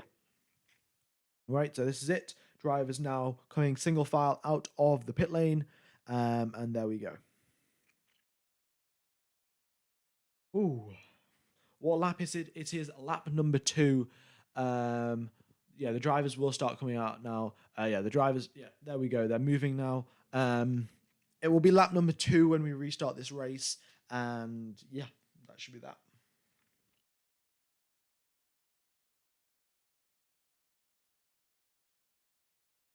Right, yeah, so we revert back to the qualifying order of the starting grid. So that wherever the drivers were in qualifying, that's where they're going to be starting the race today.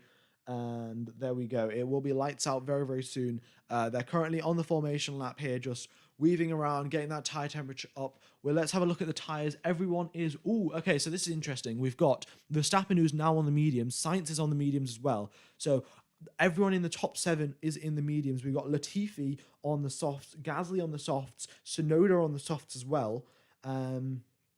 Let's have a look. Ocon is on the softs. Magnussen's on the mediums. Seb Vettel is on the softs. Let's see what else. Mick Schumacher's on the mediums. Stroll is on the mediums, and Russell, Zhou, Albon have DNF'd from this race. All right. The safety car will enter the pits, and we will have a standing start.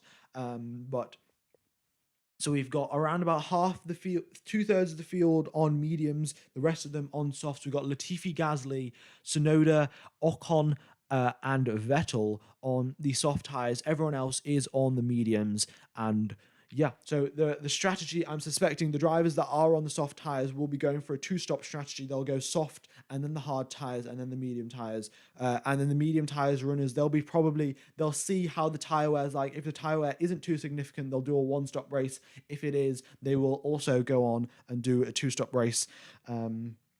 But there we go. Drivers now just weaving around, doing burnouts behind the safety car. And here we go. 6,000 people watching. Thank you, everyone, for tuning in.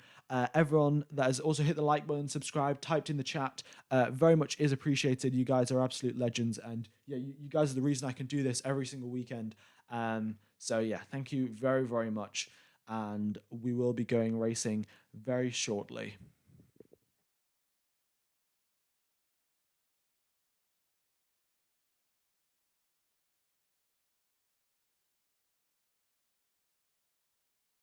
Yeah, only 3 drivers ended up actually out of this race, but Esteban Ocon, they did fix his car. We don't know if those fixes will actually end up making him lose any performance. He might have some damage on like his side pod or something. We will have to wait and see if any drivers actually take some damage, but there we go. Noah Andris. If you wanna message me, guys, then I have Instagram, Twitter, and Discord. So whichever one's convenient for you. But yeah, go ahead and follow me on there. F1_gamer_5. Drivers now just coming up to the grid. Fernando Alonso getting a massive burnout, almost losing the rear end and spinning out there. But here we go. Drivers now coming up to the end of the grid, lining up in their grid positions as required. Lance Stroll being the last driver, lining up in the 20th place position grid slot. And we will be going racing now. So the green flag is been waved, and it is 1, 2, 3, 4, 5 lights, and it's lights out, and away we go. The lights basically went out instantly. Carlos Sainz gets a very good start, squeezes Verstappen all the way to the wall, then goes round the outside. Very nice start there from Carlos Sainz. Sergio Perez all over the back of Max Verstappen, in fact. Is Perez going to go down the inside? He tried to go down the inside of his teammate, but no can do. And Leclerc's doing a great job, and he's gone all over the curb, and he's hit Max Verstappen. Perez is in second, Leclerc third, Verstappen down to fourth, and Norris and Hamilton side by side going down the straights. Everyone is weaving. We've got Verstappen in fourth, losing out 2 positions. Leclerc goes round the outside of Perez, and can he make the move stick? Perez pushes him off onto the gravel, and we've got Leclerc now in third place. Norris goes round the outside of Lewis Hamilton and squeezes Hamilton all the way to the wall. And now here they go side by side going into Copse Corner. Lewis Hamilton and Lando Norris. Verstappen's got damage. Perez has got damage, on his front wing. Perez's front wing is damaged. We've got Lando Norris ahead of Lewis Hamilton. Solid start there from Lando Norris. Sergio Perez's wing is damaged even more. He might have to come into the pits for that because it still looks like some pretty serious damage there. We've got Carlos Sainz leading this race with Max Verstappen in second, Leclerc in third, and Sergio Perez in fourth. Lando Norris doing a very good job staying ahead of Lewis Hamilton there, and Pierre Gasly ahead of Fernando Alonso. Solid driving there. Fernando Alonso going all the way, though. He sends it down the inside of Pierre Gasly. Pierre Gasly defends round the outside and still stays ahead of Fernando Alonso. Fernando Alonso, though, slipstreaming and down the start-finish straight. Can he make a move going into turn number 1? It would be risky. He decides to play it safe, and from there it is single file going all the way to the back of the field where we have Mick Schumacher and Lance Stroll. All right, a piece of Sergio Perez's wing has went flying. It looks to be the end plate of his front wing. The right side end plate is broken, and the gap has been extended. Look at that, 3 seconds between Perez and Leclerc because of that tiny bit of front wing damage, and I suspect that's going to put him within striking distance of Lando Norris as well. Lando Norris getting dangerously close to Sergio Perez. Bottas makes a nice overtake on Daniel Ricciardo round the outside going into the village corner. So good job there from Valtteri Bottas up into 12th position, overtaking Daniel Ricciardo on the medium tyres. I need to change that to a green flag. Yeah, sorry, my bad. There we go. Whoops. All right, yeah. But we've got Carlos Sainz setting purple sectors all round. So he looks to be the fastest driver out on track. He obviously has no dirty air whatsoever. And DRS will be getting enabled in a couple of laps' time. So yeah, 2 more laps. I think it's 1 more lap till DRS gets enabled. And then we will have a lot more overtaking to watch out for. All right. So drivers have now settled down into the race. Ocon overtakes Latifi as well, going down into the next corner, and Mick Schumacher overtakes Lance Stroll. So Lance Stroll now down in last position. Not great for him, and we've got a very big train forming behind Pierre Gasly. We've got Pierre Gasly in 7th place, all the way down to Lance Stroll in 17th. A 10-driver DRS train will be formed as we speak because DRS has just been enabled. Unfortunately, Max Verstappen is not within DRS range of Carlos Sainz. So Sainz is holding the lead of this race by 1.3 seconds. And we've got Hamilton and Norris all over the back of Sergio Perez. It's a 3-way fight for 4th position here. And 2 British drivers in 5th and 6th trying to overtake a damaged Sergio Perez. Damaged Sergio Perez's car, yeah. His right end plate is completely gone. His downforce will be significantly reduced in on turning as well. So Here comes Lando Norris right on the back of Sergio Perez. They are getting closer and closer, not an overtaking zone just yet, going through Maggots and Beckett's now. All of them single file, hitting those apexes very nicely, and the dirty air is really what's holding Lando Norris behind in saving Sergio Perez. But DRS is going down this straight here, and DRS flap is wide open for Lando Norris and Lewis Hamilton. Hamilton is now the second driver in the DRS train. He's getting closer and closer to Norris, but can't do anything to actually overtake him because Norris has got the slipstream of Sergio Perez ahead of him. Perez doing an amazing job to defend, and in fact, he's actually gone into the pits because of that damaged front wing. Now it's Lando Norris versus Lewis Hamilton for 4th position on this race. Sergio Perez comes into the pits, and he will probably be getting a front wing change, going onto the hard tyres, and then trying to do a 2-stop race from there. All right, so it's the 2 Brits in 4th and 5th position on the medium tyres, one in the McLaren, one in the Mercedes, who will be battling it out and probably be having a very nice battle, in fact, for the next couple of laps of this race. Going down the Wellington Straight now, Hamilton has got the DRS, he's got the slipstream. Lando Norris, he does not defend it this time. Hamilton goes down the inside. Is Lando Norris trying to play it safe, or is he going to do a switchback overtake on Lewis Hamilton? Hamilton just gets straight through, and Lando Norris can do nothing about it. He tries to slipstream Hamilton, but there is no catching up to him now because that top speed of the Mercedes is significantly faster than the McLaren. Looks like the McLaren's got a lot more downforce than the Mercedes has. And Hamilton has run away from Lando Norris already, the gap extending to around about a second now. The gap between Sainz and Verstappen at the lead of this race is 1.3 seconds. It's been the exact same ever since the safety car, ever since the actual restart. So Sergio Perez, I think he got the damage from lap number 1. He bounced over the curb and his front wing got slightly damaged, and then more and more load got put on the car as like the faster he went. And he, that just ripped off the front right of his front wing, and that was the end of that. And so not great there for Sergio Perez. He's dropped himself all the way down into 17th position, and he's gone on to the medium tyres. Very strange strategy. Seb Vettel comes into the pits as well. We'll see those soft tyres really wearing out. Pirelli said that you'd lose 1/10 of pace with those soft tyres every single lap. And so Vettel coming into the pits after 5 laps of driving on those soft tyres. Also, I just want to say Perez was he actually got his damage from contact with Leclerc, not with contact or not with damage from the curb. He bumped into Leclerc when defending, and then that's what gave him the damage.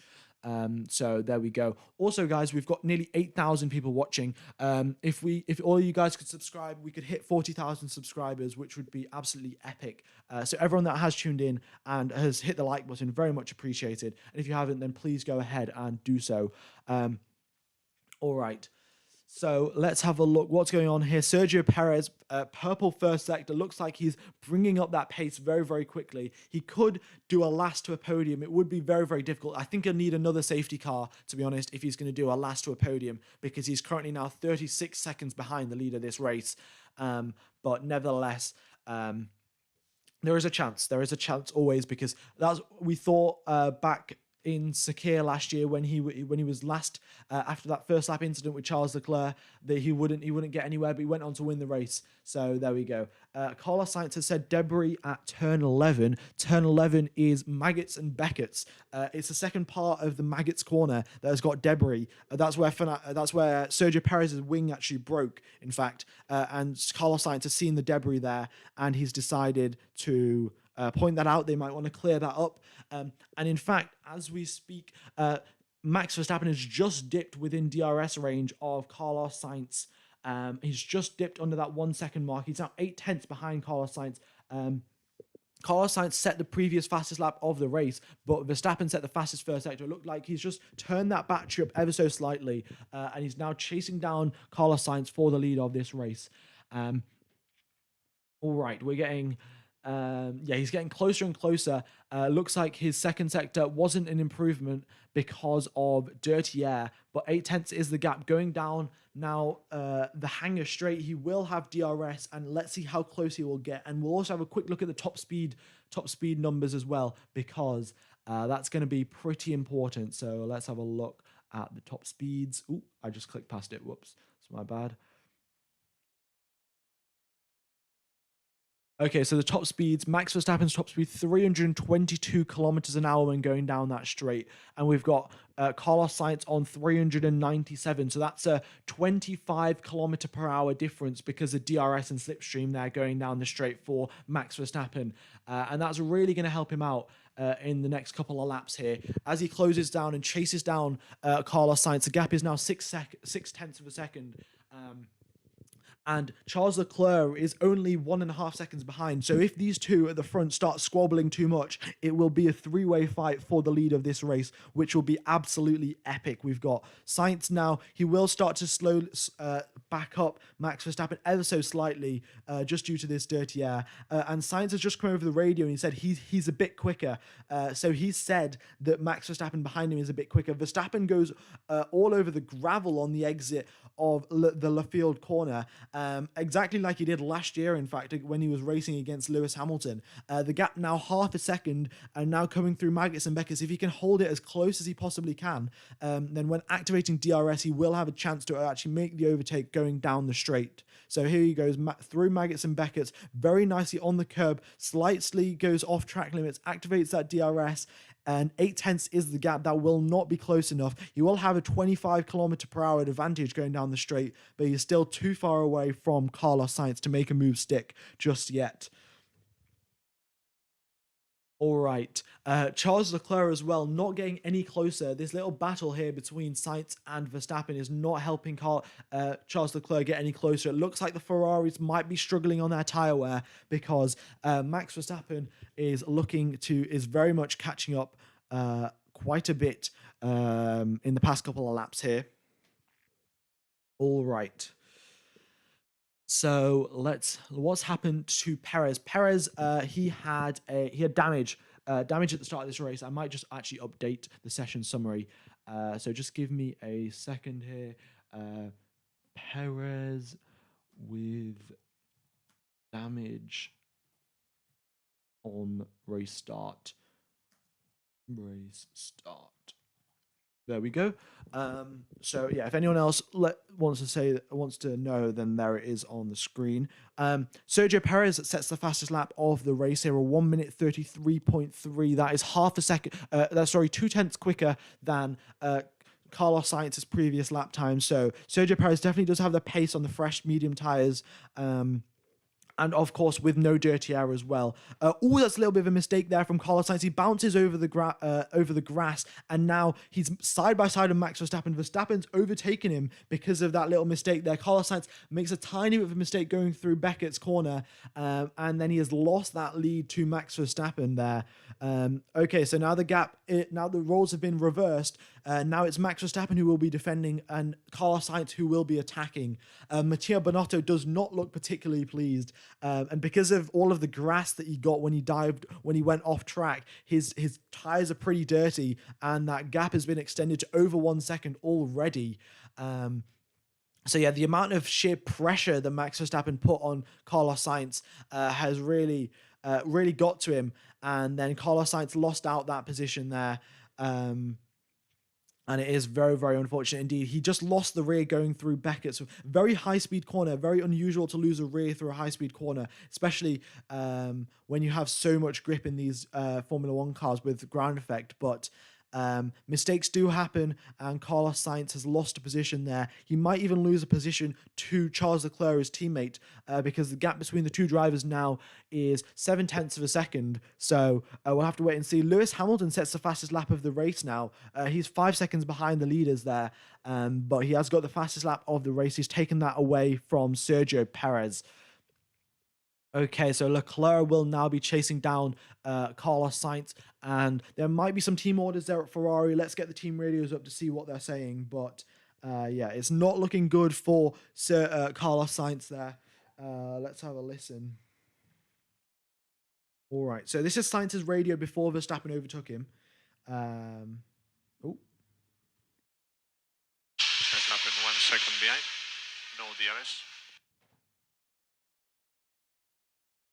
Oh, Yuki Tsunoda and Pierre Gasly had a little bit of an incident going into turn 3. Both drivers, Yuki Tsunoda braked too late and then hit Lance. Yeah, Yuki Tsunoda braked too late, missed, and then spun around, which caused Pierre Gasly to spin. So, Yuki Tsunoda, both AlphaTauri teammates kind of crashing into each other and both losing out positions. And Gasly's in 13th and Tsunoda is in 15th. Not ideal whatsoever. Hamilton sets another fastest lap of the race. And there we go. So that is that. Okay. Oh, we've got nearly 9,000 people watching. Thank you everyone for tuning in. Really, it is appreciated. We've got 543 subscribers left till we hit 40,000 subscribers. So if you could go ahead and smash that subscribe button, that would be absolutely wonderful. And if you haven't hit the like button already, then be sure to do that as well. But let's get back to this race here. Oh, the gap at the front looks like Verstappen made a tiny bit of a mistake there. The gap at the front has now been decreased to half a second between all three drivers at the front. And Sainz, in fact, gets DRS on Max Verstappen going down the straight, has the top speed advantage and just goes straight back past him. Max Verstappen looks like he might have a bit of an issue or something. I ran over a bit of carbon, keep checking the tires. They're not lovely. I think I've got a puncture. Verstappen's got a puncture. He comes into the pits, locks up in going into the pit lane because of that puncture, probably.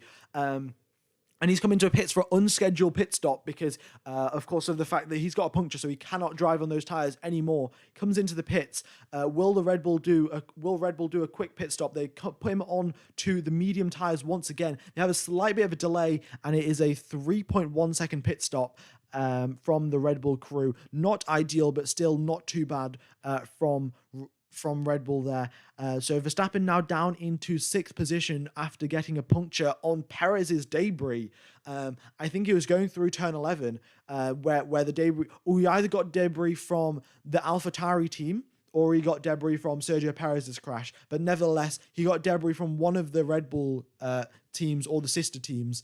And that has put him down into 6th position after that. So Max Verstappen, who had the pace advantage over the two Ferraris, has now lost it. So let's have a look what happened here. Max Verstappen going through Maggots and Beckett's. Can we see any sort of debris? No, we cannot. But he might have had a slow puncture, to be honest. That's all we can really tell. His tires look to be fine. It might be his rear left tire's got a little less pressure in it than usual, but yeah, he's definitely did not have as much grip as anticipated, and Carlos Sainz just swooped around the outside, and Verstappen came straight into the pits because of that puncture.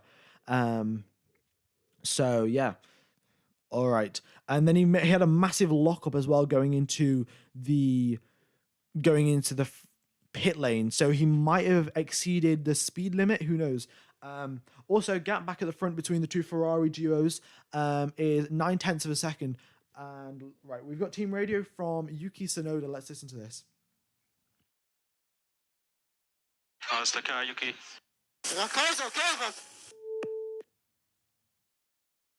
Yeah, the car's okay, but he's quite annoyed with himself because of, well, he sort of spun on his own and then went in and crashed into his teammate, which is not ideal and not anything that you really want to be doing. So yeah, not great. In other news, Charles Leclerc sets the fastest lap of the race. He's just marginally within the DRS range of his teammate. And Verstappen has said the car is 100% broken. Now, I don't know if Verstappen is being sarcastic like he usually is and he's just complaining, or if the car is actually broken. So I don't know exactly really. Looking at the pace, his pace looks to be pretty similar to Carlos Sainz. But the thing is, Carlos Sainz is on 12-lap-old medium tyres, and Max Verstappen is on fresh medium tyres. So rather strange there. Hamilton sets the fastest middle sector, and Leclerc is closing the gap up to Carlos Sainz. Half a second is the gap, in fact, going down the straight now, but does not look to be doing any better. Right.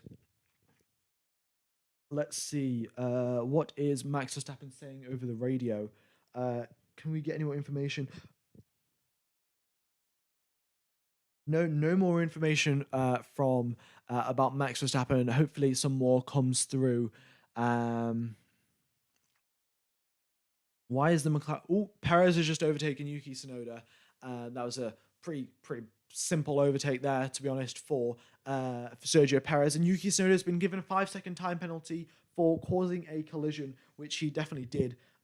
So right, that's totally fair enough. We've got team radio from Max Verstappen. Let's listen to this.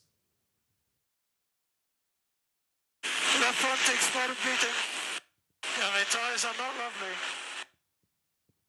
I think I have a puncture or something. Yep, that's the delayed team radio broadcast from Max Verstappen's puncture. So that's when he came into the pits. Now we've got Charles Leclerc chasing down Carlos Sainz, going through Maggots and Beckett's once again. The gap is half a second now. Leclerc's got the DRS, and he will have a 25 km/h top speed advantage going down here, but he just cannot close the gap against his teammate, and he still stays behind him, going through into Stowe Corner. Max Verstappen, is his pace getting any better? By the looks of it, no, it is not. He's lapping at the exact same pace as Fernando Alonso, which is not to be expected. In fact, slightly slower than Fernando Alonso as well. So very, very strange there. His car might actually be broken. Lewis Hamilton sets another fastest lap of the race, so he's definitely got the pace there.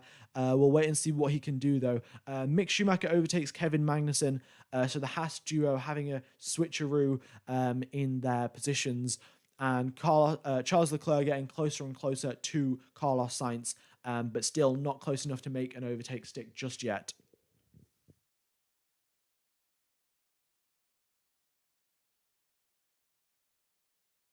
Sergio Perez also overtakes Lance Stroll. Another just simple overtake there for Sergio Perez. And Lance Stroll also just comes into the pits as well. The undercut zone, we are coming up to the pit stop window, in fact. So there is a potential for the Ferrari, for Carlos Sainz's side of the garage of Ferrari to try and undercut. There's a chance for Leclerc's side of the garage to try and undercut Carlos Sainz's side of the garage. Some little inter-Ferrari team rivalry. That's exactly what we need to spice this race up. Leclerc is chasing down Carlos Sainz, and Sainz is doing a little bit of weaving, and Leclerc's come over the radio. Leclerc's come over the radio and said, "What do I need to do? I'm screwing up my race by being stuck behind Sainz." So Leclerc's basically saying, "Let me overtake Sainz. I'm faster than him anyway." And I suspect that's exactly what Sainz will be saying over the radio to Leclerc, to his engineers as well. Just let him stay behind. I'm faster than him anyway. So if he wants to make the actual overtake, then let him do it on track. So I suspect that's what will be happening there. All right. Hamilton, once again, another fastest lap of the race there for Lewis Hamilton, doing a very nice job indeed. Okay. It looks like I think it's Leclerc's car has got a bit of damage as well. Yeah, Leclerc's front end plate is broken by the looks of it. So that is not great. That might be a reason why he's stuck behind Carlos Sainz and he can't overtake him, because his front end plate is slightly broken, so his front grip is compromised, and then the dirty air will not be helping that front grip anyway. Yeah, I can confirm his front end plate is still broken. So yeah, not great whatsoever. We've got a Charles Leclerc helmet cam, in fact, of chasing down Carlos Sainz, and he's getting closer and closer, and his car's bouncing around a bit going down the straight, and the gap is now 0.8 of a second, but yeah, nothing that he can do to close up to Carlos Sainz just yet.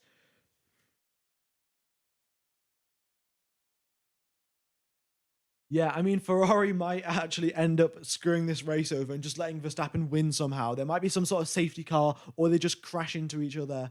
Who knows what will happen? But yeah, Hamilton is just just giving everyone fastest laps. Every lap he's just like, you have a fastest lap and you have a fastest lap, because I don't know where he's getting all of this pace from, but yeah, he's definitely doing a solid job there in the clean air. 4.4 seconds behind the leaders, and yeah. Ooh. Okay, we're 18 laps into his 52 lap race here, approaching the 1/3 mark of the race. Charles Leclerc. Thing is, when Charles Leclerc does come into pit, will he replace his front wing? Because his front end plate is damaged, and that's the reason why he can't overtake Carlos Sainz here. But if he does go in to change his front wing, then that's going to lose him about 5-6 seconds in the actual pit stop. So will that be the correct strategy to do? That could put him behind Lewis Hamilton as well. So is that the correct thing to do, or should he just brave it out on a slightly broken front wing and try and just deal with it? Who knows? Because it's only the end plate that's broken. That's it. So they can't just bolt on another end plate, because that's not how a front wing is assembled. But is there anything that can happen there? And Hamilton, in fact, he's been setting fastest laps of the race, and he's been closing up the gap. In fact, the gap originally was about 5 seconds. Now he's closed that up to 4 seconds. So I suspect with this Ferrari duo having a little bit of a battle at the front, he is... he'll be catching up very, very soon. And there we go. He crosses the line again, and another fastest lap of the race for Lewis Hamilton. Charles Leclerc comes over the radio. Do something, please. I'm not trying to influence the result. I'm trying to go faster. So, yeah, Charles Leclerc might be aware of the fact that Lewis Hamilton behind him is setting fastest laps of the race, and he wants to just get out ahead of him as much as possible. And yeah, that all they're doing on the broadcast is just playing Ferrari team radio. Ferrari will do multi 2-1 this race. Well, who is multi 2-1? Because we all know that Leclerc's technically the number one driver, but according to Ferrari at the start of the season, they were like, we don't have a number one driver, where they're both equal. So we'll wait and see. But by the looks of it, Leclerc does have more points than Carlos Sainz, so that will be expected that he is the number one driver. And indeed, hammer time is here. 3.3 seconds is the gap now. He's getting closer and closer as every lap passes. Once we get up to the pit stops, we could see Lewis Hamilton get within undercut range of some of these drivers. If Leclerc goes into the pits and Carlos Sainz has a slow pit stop, Lewis Hamilton could potentially undercut both of them and get into the lead of this race. And knowing Ferrari's strategy and how amazing their strategy is, I'm being sarcastic, by the way, we could probably see Lewis Hamilton end up in the lead of this race somehow after a little pit stop blunder from Ferrari. And so 20 laps of this race now, and Leclerc sets the fastest lap of the race, and immediately Hamilton takes that away from him. So the pace is increasing ever so much. It was 4 seconds 2 laps ago, the gap between Leclerc and Hamilton. Now the gap is 3.2 seconds. The gap is decreasing as we speak. All right, we've got Carlos Sainz team radio from Ferrari. Let's listen to this. You need to push more. Hamilton. Okay. Yep, so he's been told to push more because Hamilton is catching up, and Carlos Sainz is just coming over the radio saying he is pushing. Mick Schumacher has just come into the pit, so is Nicholas Latifi, both drivers coming in for the pit stops. And let's have a look. Mick Schumacher has a nice pit stop there, 3.3 seconds. Nicholas Latifi also has a nice faster pit stop, and he comes out ahead of Mick Schumacher. I think he was already ahead of Mick Schumacher anyway. But yeah, 2.9 second pit stop from the Williams crew. Once again, 0.6 is the gap going down the straight. DRS has been enabled. The gap decreases. Charles Leclerc gets closer and closer, but is never close enough. Sainz has been given the radio to box. So Sainz comes into the pits. Leclerc is now given free air, and the gap now between Leclerc and Hamilton is now 3 seconds. So we'll see if Hamilton can do any more catching up, or will Leclerc just set loads of fast laps of the race. You lose 19 seconds once you do go in for a pit stop at Silverstone. And here comes Carlos Sainz into the pits. The car's lifted up, the tyres are taken off, they're put back on, and a very nice pit stop there from Ferrari. 2.5 seconds, very well executed, and Carlos Sainz comes out of the pit lane. Leclerc, let's look at his sector times. Leclerc is setting, he's not even setting personal best sectors here, so Leclerc does not have that much tyre life left in his tyres, and in fact Hamilton is closing the gap. I think that dirty air from being stuck behind Carlos Sainz so much has been overheating Leclerc's tyres, and he's going to struggle now to bring out any sort of pace on those used set, whereas Carlos Sainz will now be on a fresh set of hard tyres. He comes out on hards, and he will be looking to do a one-stop race. That's what the predicted strategy is: a medium to a hard to a medium again. But we could see a medium to a hard and then you just do a one-stop race. Also, Valtteri Bottas has retired from this race. He's had a mechanical issue, and he has come into the pits and he's been lifted and he's been pushed back into the garage. So can we get an F in the chat for Valtteri Bottas? He's retired from this race after a mechanical issue. Also, we've got 9,000 people watching. Thank you, everyone, for tuning in. If you haven't hit the subscribe button, please be sure to do so. Trying to hit 40k subscribers, and we are 447 subscribers away now from hitting that. So go ahead and hit that subscribe button. It would very much be appreciated. And yeah. Also, I will be streaming for the next race in Austria. So yeah, go ahead and turn the notification bell on as well. And we'll see how, and I'll see you then. But for now, we've got Charles Leclerc, who still hasn't pitted this lap, in fact, and the AWS is predicting there's a 70% chance Leclerc will make an overtake. And looking at the lap times, comparing Sainz and Leclerc, the sector times, Sainz is setting slightly slower sector times, but that might be due to the fact that his tyres have not warmed up yet. We will just have to wait and see how that is going for Carlos Sainz. And yeah.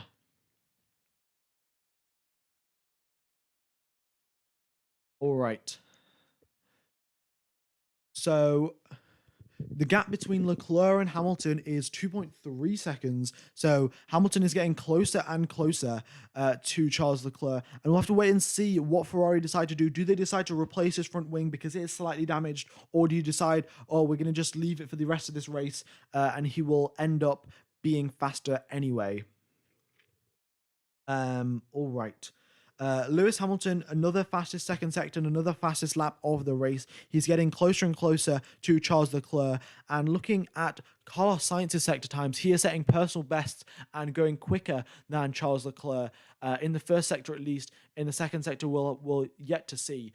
But definitely some good pace coming from Carlos Sainz there. He's on the mediums. He's on the hards, of course, and he'll take a couple of laps for those hards to warm up before he can actually start to put in some solid lap times there.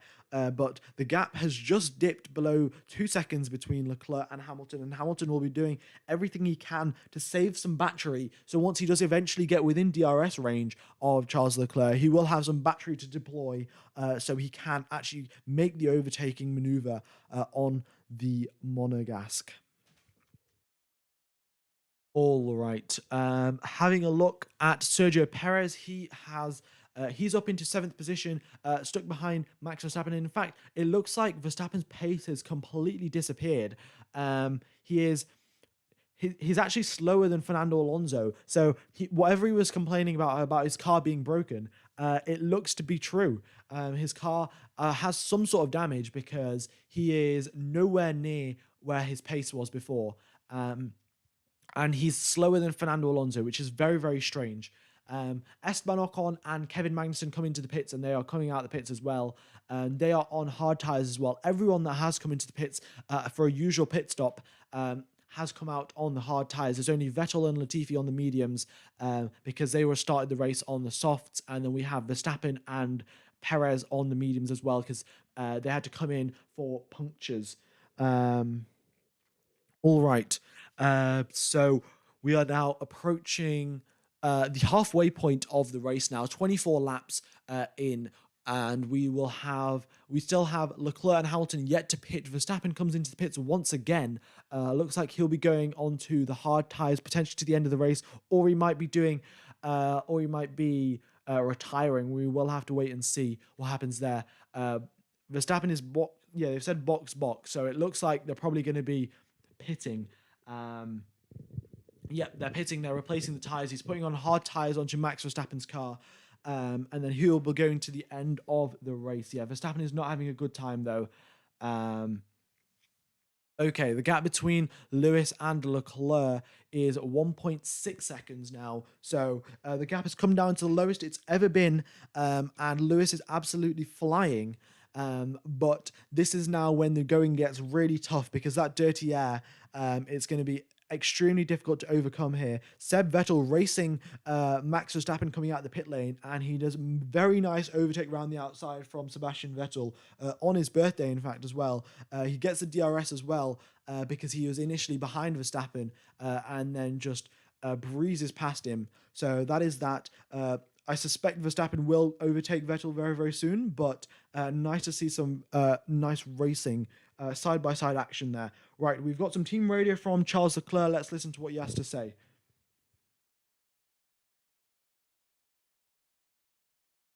And we need full push, full push. Okay, so that is full push. He's been given the full push message from Ferrari. And the gap between Leclerc and Hamilton has just dipped to 1.2 seconds. So he's been told to push, and now the gap is 1.2 seconds. So it's getting lower and lower. So those tyres from being stuck all the way behind his teammate for so long are really worn out. Verstappen has come out on those hard tyres and has literally zero grip. He's literally weaving coming out of the going down the straight because he has no tyre temperature. And Vettel does a very nice move just round the outside of Max Verstappen because he literally has Verstappen has zero grip whatsoever. And yeah, there we go. Vettel is in 7th position, I think. Yeah, 7th position, and Verstappen in 8th. And now Leclerc coming up on the back markers of Yuki Tsunoda and Yuki Tsunoda getting out of the ways nicely, but the gap now below 1 second. Hamilton is now within DRS range of Charles Leclerc. Does Leclerc come into the pits or does he go straight on? Leclerc goes into the pits. All right, so Leclerc's into the pits.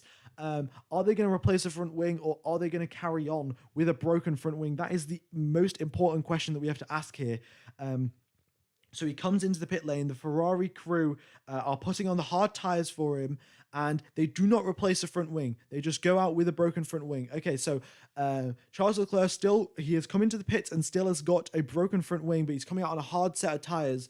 And here comes Carlos Sainz coming out on the start-finish straight, and he comes out ahead of Charles Leclerc. So the undercut worked for Carlos Sainz. He is now he maintains his lead over Charles Leclerc, and he has warmed up hard tires from 5 laps. 5 laps older hard tires, of course, but Charles Leclerc's hard tires will be freezing, and he's weaving going down the straights here because he does not have any tire temperature whatsoever. If Hamilton does come into the pits now very, very soon, he will actually come out ahead of Leclerc, but he will have no tyre temperature whatsoever. So it's an interesting strategy call there for Mercedes.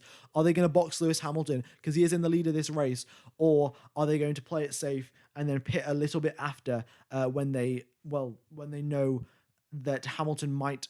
Well, are they going to play it risky and pit now, or are they just not going to pit because... they've come over the Hamilton's radio, and Hamilton decides to stay out and go long. Okay, so they lose 19 seconds in the pit stops, and Hamilton is 18.7 seconds ahead of Leclerc. So he would have come out 0.3 ahead of Leclerc, but this time they've decided to carry on, and Hamilton has decided to extract a little bit more pace out of those medium tyres. He'll be going for a one-stop race. We'll wait and see what the rest of the drivers do. We're coming up to the halfway point now. Actually, we've just gone past the halfway point. And Hamilton is still driving on the medium tyres, so I suspect they'll be going on to the hards and doing just a usual just a one-stop race, to be honest.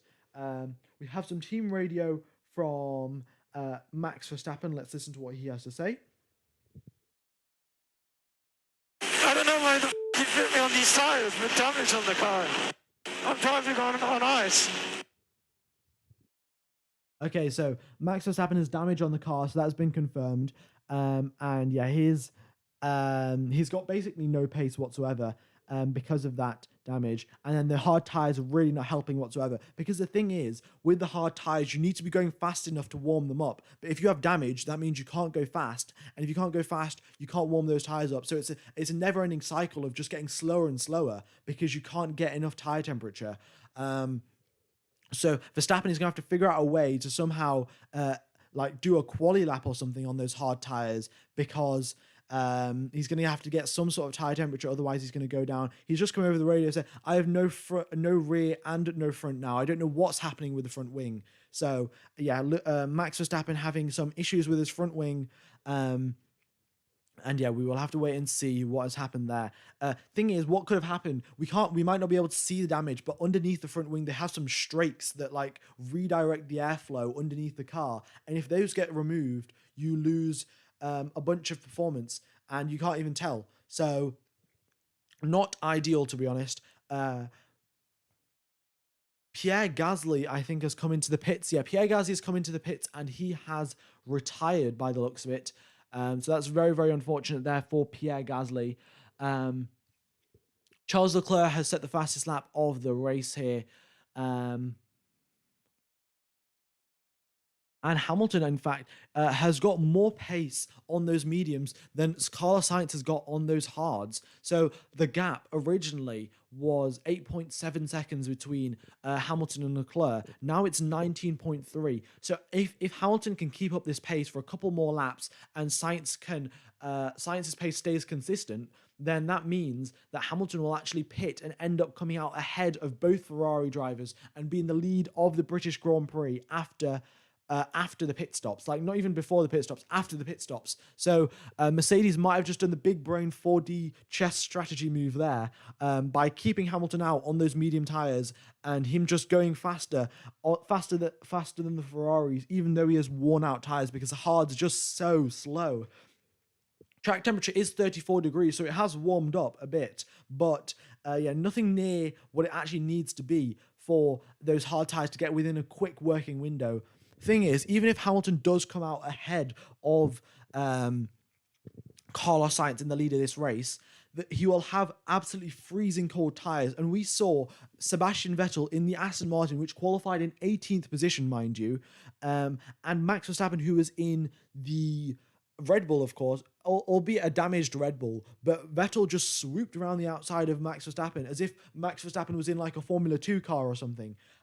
So when you're on those hard tires and they have no temperature, you have like no grip whatsoever. So even if Hamilton does come out in the lead of this race, he'll have no grip to be able to defend against Sainz and Leclerc. And Mercedes were, in fact, they were struggling with the tire warm up in practice as well. In practice and in qualifying. So if they couldn't heat up the tires in practice in the warm, then I'm not sure how they're going to be able to heat. They couldn't heat up the soft tires, in fact, in the practice sessions. So if they can't heat those up, then how are they going to heat up the medium tires in the race? It will be very, very interesting to see what they actually end up doing. We're now on lap number 30 of 52. They might, in fact, just keep Hamilton out on those medium tires for so long that he can just go to the soft tires at the end of this race. Who really knows? Also, guys, we've got nearly 10,000 people watching. If you guys haven't hit the like button or subscribed, that would be absolutely amazing if you did. We hopefully can hit 2,000 likes and 40,000 subscribers this weekend. We're 500 likes away from hitting 2,000 likes and 450 or so subscribers away from hitting 40,000. Sorry. So yeah, if you haven't subscribed, I do commentate every single qualifying and the race. And I will be commentating for the race in Austria next weekend as well. So go ahead and smash that subscribe button. Would very much be appreciated. Right, back to the race though. We've got a little bit of a train forming behind Esteban Ocon. We've got Esteban Ocon, Nicholas Latifi, Mick Schumacher, and Kevin Magnussen in a little bit of a DRS train there. Magnussen is on the medium tyres, Mick Schumacher's on the hards, and I suspect Magnussen will be trying to make a move on Mick Schumacher because he's got the faster tyres. Yeah, will be interesting to see what happens there. There's just more team radio playing from Ferrari, and Leclerc is the closest it's ever been to actually overtaking Carlos Sainz. 0.3 is the gap going through one of the corners. So the gap between these two, if the Ferrari duo start squabbling, get battling with each other, that means Lewis Hamilton will actually pit and come out in the lead of this race. So maybe it's in Ferrari's best interest to just carry on going at maximum pace so Lewis Hamilton can't get the lead of the race. Or if they end up squabbling, then they could both lose out on time, and then Hamilton could end up in the lead of this race, and it would be a Ferrari 2-3 with Hamilton winning the race, which would be very, very strange and very unexpected, by the way. So there we go. Yeah, he might end up going onto the soft tyres and then get a puncture. He might be going too long on these mediums because Pirelli only predicted 20 or so laps, and he's done 31. So if he's doing 31 laps, there could be a chance of a puncture. Who knows? Because in 2020, they had no idea. Like there was no indications, there was no vibrations or anything that, oh, you're going to get a puncture in the next lap. The tire just blew up on its own. So who knows? That could happen. Leclerc actually eyeing up a move on Carlos Sainz here, and he's losing a bit of time as well because Carlos Sainz is looking to defend a bit as well. So this is playing right into Mercedes' hands here with the two Ferrari drivers squabbling. They're going to lose time to Lewis Hamilton, and Hamilton's going to come out in the lead of this race. Oh, they swap the position. Leclerc goes ahead of Carlos Sainz. Team orders is activated. I mean, fair enough. If Charles Leclerc has been stuck behind Carlos Sainz for so long, and he's had a damaged car, and Carlos Sainz has had the perfectly fine Ferrari with no damage, and Charles Leclerc still being able to stay ahead of him, then props to Charles Leclerc for doing an extremely good job of managing that pace and managing that Ferrari car. So now let's see what happens. Will the gap between Leclerc and Hamilton be reduced, or will it increase? We will have to wait and see. It's currently hovering around 18.7 seconds, and you lose 19 seconds in a pit stop. So Mercedes have to absolutely get a perfect pit stop, and then Hamilton has a chance of just staying ahead of Charles Leclerc going down the straight. Looking at Hamilton's tyres, though, they look completely fine. No sorts of graining or anything on those medium tyres. So Hamilton could carry on and do a couple more laps on those mediums. We will just have to wait and see. He's got no traffic, no dirty air or anything like that. So he's done 30 laps on those medium tyres. And let's see what Pirelli predicted, what Pirelli said you could do on medium tyres. But it was definitely a lot shorter than 30 laps for sure. Let's have a look. Pirelli said you could do up from 21 to 27 laps on medium tires. So Hamilton's now gone 3 laps past that, and let's see how long he can carry on going on those medium tires before he hits a cliff or maybe just or gets a puncture or something. We will just have to wait and see what happens there. But Lewis Hamilton now still in the lead of this race with 30 laps in and 30 lap old medium tires as well. Also, guys, we're getting very, very close to hitting that 40,000 subscriber milestone. So if you guys haven't already, I've said it a couple of times, but everyone that has subscribed, thank you so, so much. And yeah, really do appreciate all of your support. So here we go. Hamilton now starting lap number 33 of 52 now. Approaching the final last 20 laps of the race, it could be a feasible strategy to go onto the softs, Let's see what Pirelli said. How long can those soft tyres last? Pirelli said the soft tyres can last, if you pit on lap number 35, you can extend those soft tyres to the end of the race. So if Hamilton goes 2 more laps, he's within the theoretical Pirelli range to go on those soft tyres to the end of the race. Meanwhile, Charles Leclerc has set the fastest lap of the race, and the gap has been extended. So the gap has been reduced, between him and Hamilton. So that was the right move from Ferrari to switch around the two drivers, because Leclerc ended up being the faster driver, even though he has damage compared to Carlos Sainz. And the gap has been reduced. Hamilton now will be questioning, is this the correct choice? Because when he does come out, he will come out on if he comes out on soft tyres, he will have some pace. If he comes out on hards, though, he will have no pace whatsoever. Also, Nicholas Latifi has just been given a black and white flag for extending track limits. So I think if you do it 2 times, you get a warning. your third time you get a black and white flag, and then after that you'll start getting penalties. So Nicholas Latifi just has to be careful. He's currently battling against Kevin Magnussen for 11th position. He's very much on the cusp of getting points. Mick Schumacher is in 10th place. He might score some points this weekend as well. Also, Daniel Ricciardo comes into the pits, and so does Lewis Hamilton. Okay, Lewis Hamilton into the pits now. Let's see, will the Mercedes crew do a smooth pit stop? Tires are off, tires are back on.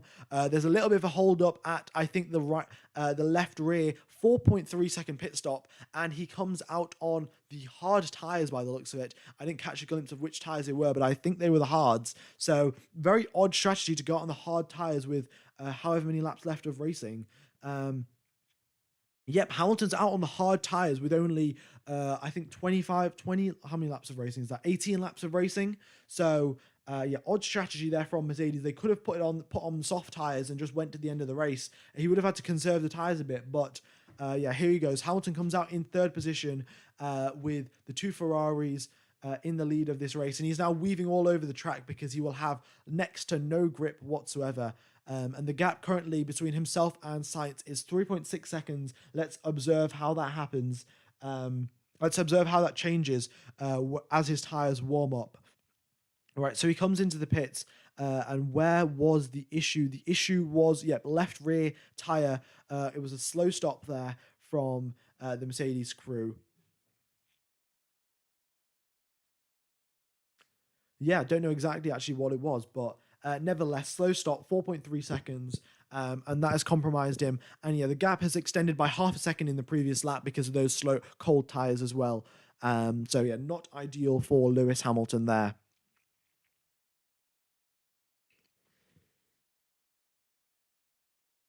I don't exactly know why they've gone for the hard tyres, to be honest.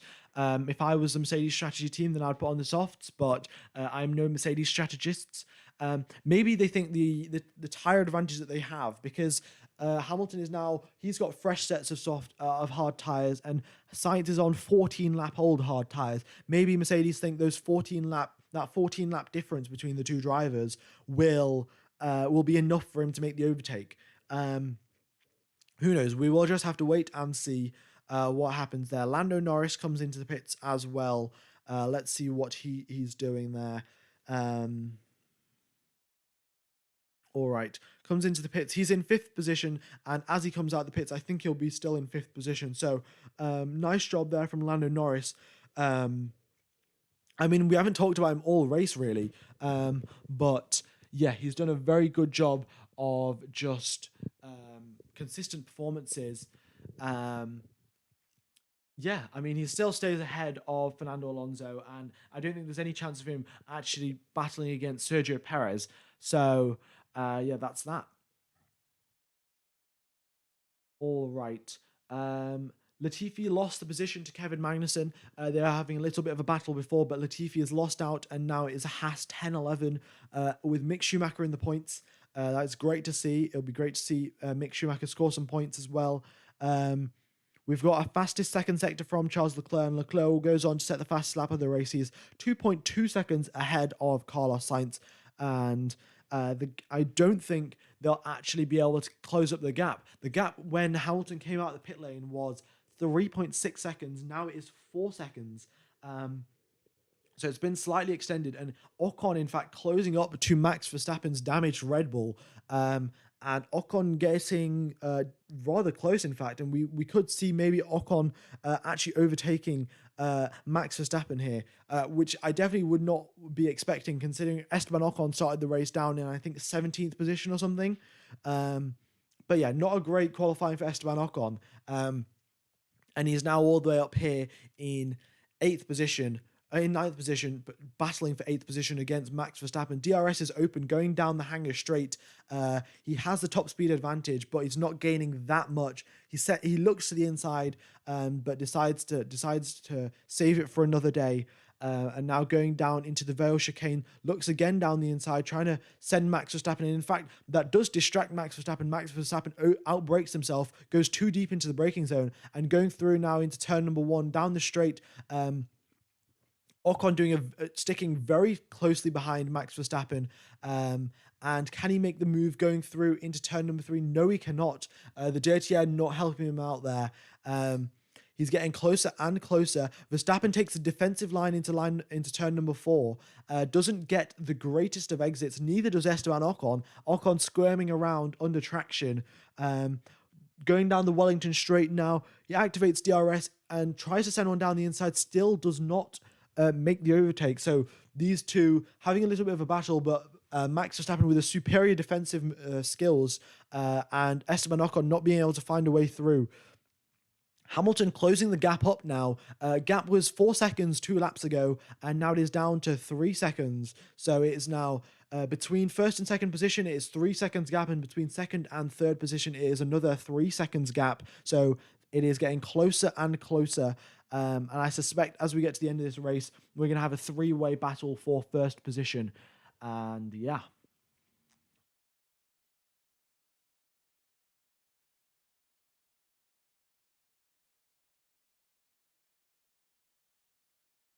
All right. Let's see what else is going on track here. We've just had Ocon overtake Verstappen. Whoops, I wasn't looking at that, to be honest. Yeah, going down the inside of the going down the inside of Stowe, in fact. Just sent one down the inside. Verstappen really didn't do that much to defend against it. And I think Verstappen knew that there was no point wasting time trying to hold behind Esteban Ocon for the remaining, I think, 15 laps of this race. Would be a bit of a waste of time. So yeah, would have led to Mick Schumacher probably catching up as well. So Verstappen decides to save the time, take the better choice, and settle for 9th position. In fact, the gap here between sorry for that microphone noise. Okay, so the gap there, the gap between Leclerc and Verstappen in the Drivers' Championship is 49 points. And now with this, we have got Leclerc getting 26 points from this race if he gets the fastest lap of the race, or 25, and Verstappen getting 2 points. So that 49 point advantage is going to be pretty much halved in one race alone. So yeah, the race very much going in Ferrari's favor. Ferrari 1-2 for now. Hamilton chases down Carlos Sainz. The gap was 3 seconds originally, comes down to 2 seconds now. So Hamilton will be doing his absolute best to try and catch up and hopefully make some overtakes on the Ferrari drivers. We'll have to wait and see what happens there. Also, guys, we're getting pretty close to 40,000 subscribers, so if you haven't hit that subscribe button, please be sure to do so. If you haven't hit that like button as well, it really does boost the stream in the YouTube algorithm. Yeah, so if we're going to hit 2,000 likes now, if every single one of you who's enjoyed the commentary today could smash that like button, it would be very much appreciated, and the YouTube algorithm would be like, yo, this live stream is absolutely amazing. Let's show it to everyone. Here comes Verstappen back at Esteban Ocon. He's decided to not give up on the fight just yet, and going down the Wellington Straight makes the overtake on Esteban Ocon. So Ocon now, it's a 3-way battle for 8th position. Ocon, Verstappen, and Mick Schumacher. Mick Schumacher actually overtakes Esteban Ocon. Ocon's got an issue, and he's in 10th position. He's going very, very slowly down the straight now. He's got engine issues. Engine has there's some smoke coming out the rear, and yeah, it might be his gearbox. Yeah, so that's it. F in the chat for Esteban Ocon. He has got gearbox issues, and that is the end of his race, I suspect. So, that could cause a yellow flag or a safety car, because he has just stopped there on the side of the track. This is spicy, right? Yeah, F in the chat for Esteban Ocon, but there's a yellow flag in the middle sector, and there's a full safety car, woohoo, all right. You'll love to see it. So here we go then, full safety car, all the drivers now. Is anyone going to come into the pit lane? We have now got Leclerc, and then Sainz, and then Hamilton. Are Ferrari going to do a double stack? Because if they do a double stack, then that's really going to help them out. So let's see, going now into Leclerc does not go into the pits. Sainz goes into the pits. What does Hamilton do? Hamilton also goes into the pits. Okay, so Leclerc stays out, Sainz and Hamilton into the pits. This pit stop, actually, Ferrari have a slow pit stop. Hamilton could overtake him just in the pit lane alone. So let's have a look at this. Sainz now coming into the pit lane. Mercedes, the garage behind. Ferrari, the garage in front. So here they go. The car's lifted up. The tyres are off. The tyres are back on. Sainz has a smooth pit stop. And he stays ahead of Lewis Hamilton. Nice job there. Lando Norris also comes into the pits as well. So I'll let you know everyone who comes into the pits. But we have got Sainz and Hamilton on the soft tyres. Ricciardo out on the soft tyres as well. Oh, sorry, it was Ricciardo who came into the pits, not Norris. I confused that by accident. But we've got 12 laps remaining of this race for now, and we'll see how long this safety car stays out for. All right. It took a bit of a while there to pit stop. Oh no, Perez had a normal pit stop. He comes out on the soft tyres as well. Yuki Tsunoda comes out on soft tyres as well. Fernando Alonso comes into the pits. He'll be coming out on softs. I suspect everyone will be coming out on softs, to be honest. Hamilton has pitted as well. So Leclerc is the only driver. Leclerc's the driver in the lead of the race who hasn't got soft tyres. So he's going to need soft tyres if he's going to win this race. So yeah, we will just have to wait and see. And with it being a safety car all bunched up, it's going to be very, very exciting indeed to see who comes out on top.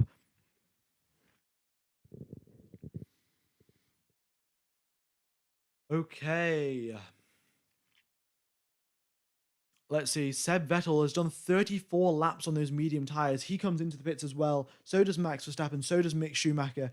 Everyone's coming into the pits, trying to get this fresh set of softs for a final 10-lap sprint, I presume, at the end of this race, which will be great to see. Yep, Latifi also into the pits. Schumacher has a slightly slow pit stop, 5-second pit stop, instead of the usual 2.5. But yeah, most drivers out on fresh sets of softs. Otherwise, they will be completely eaten up in the pit lane, which is in the safety car restart, sorry, which it will not be ideal whatsoever. So yeah, there we go.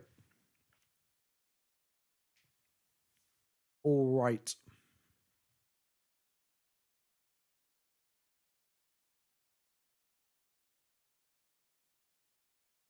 Charles Leclerc not going into the pits once again. So Ferrari is deciding that they're just going to stay out and just stay out on the hard tires and just try and manage till the end of the race here. I don't know how well that's actually going to go. They've already taken Esteban Ocon's car off the track. So unless there's any oil spillage or anything on the track, the safety car will come in very, very soon. Also, guys, let me know who your driver of the day is in the chat. There is a safety car because Esteban Ocon broke down on the side of the track, so he had to take his car off the track. Lando Norris also comes into the pit lane. He'll come out ahead of Fernando Alonso, I suspect. Yeah, it might be quite close. He might come out behind Fernando Alonso. Yes, he does, in fact. But nevertheless, he's on fresh sets of softs, which would have been better than being out on hard tyres. Don't know exactly what Ferrari are thinking. And I don't know why Vettel is still on medium tyres, in fact. Oh no, Vettel's on medium tyres. I don't think he had a fresh set of soft tyres to use. So he's on a used set of medium tyres. But they're only 2 laps old, so it should be fine. Still not ideal, to be fair, but better than used, like, 30-lap old medium tyres. Then we've got Kevin Magnussen and Stroll, who haven't pitted. Oh, Stroll, in fact, just comes into the pits right now.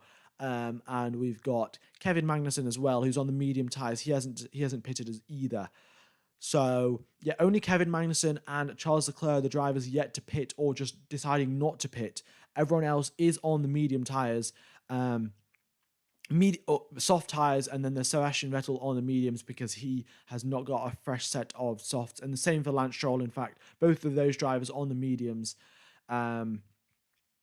And I suspect Max Verstappen is going to get slightly screwed over here because he's got quite a bit of damage, as Kia's pointed out. Yeah. So Max Verstappen's got quite a bit of damage, so he's going to get screwed over because of the fact that, well, he has everyone's going to be right next to him. So all of that performance he would have had is all gone. Daniel Ricciardo and Yuki Tsunoda are the 2 lapped cars. They're allowed to overtake now, so that's why they are ahead of everyone else. They'll be going round to loop round, and then I will let you know when the safety car is coming in, and we will have a full safety car.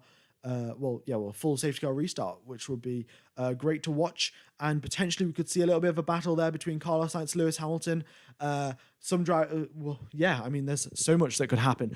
We've just broke 10,000 viewers. Thank you everyone for tuning in. If we could hit 2,000 likes as well, we're currently at 1,800. So 2,000 likes and 200 more subscribers as well will mean we hit 40k subscribers. So everyone that's tuned in, love to see all your support. And yeah, a subscription would be very much appreciated. Why is the safety car still out? Well, the safety car is just coming in. So next lap, the safety car is coming in. So I will, in fact, change this to I'll change this to a green flag very, very soon. But yeah, safety car coming in. We'll have 9 full laps of racing left. Ricciardo and Tsunoda now looping back round to try and catch the safety car queue before the safety car does come in. And then we will be going racing very soon. What happened to Max's car? He got a puncture from some debris, and then the debris also did some other damage to the car, which we're not exactly sure of. So that's what happened to Max Verstappen's car, and that is why that's why he's all the way down in 9th position. He just didn't have the pace, or because of the damage, to catch up. And yeah, that's that really. All right.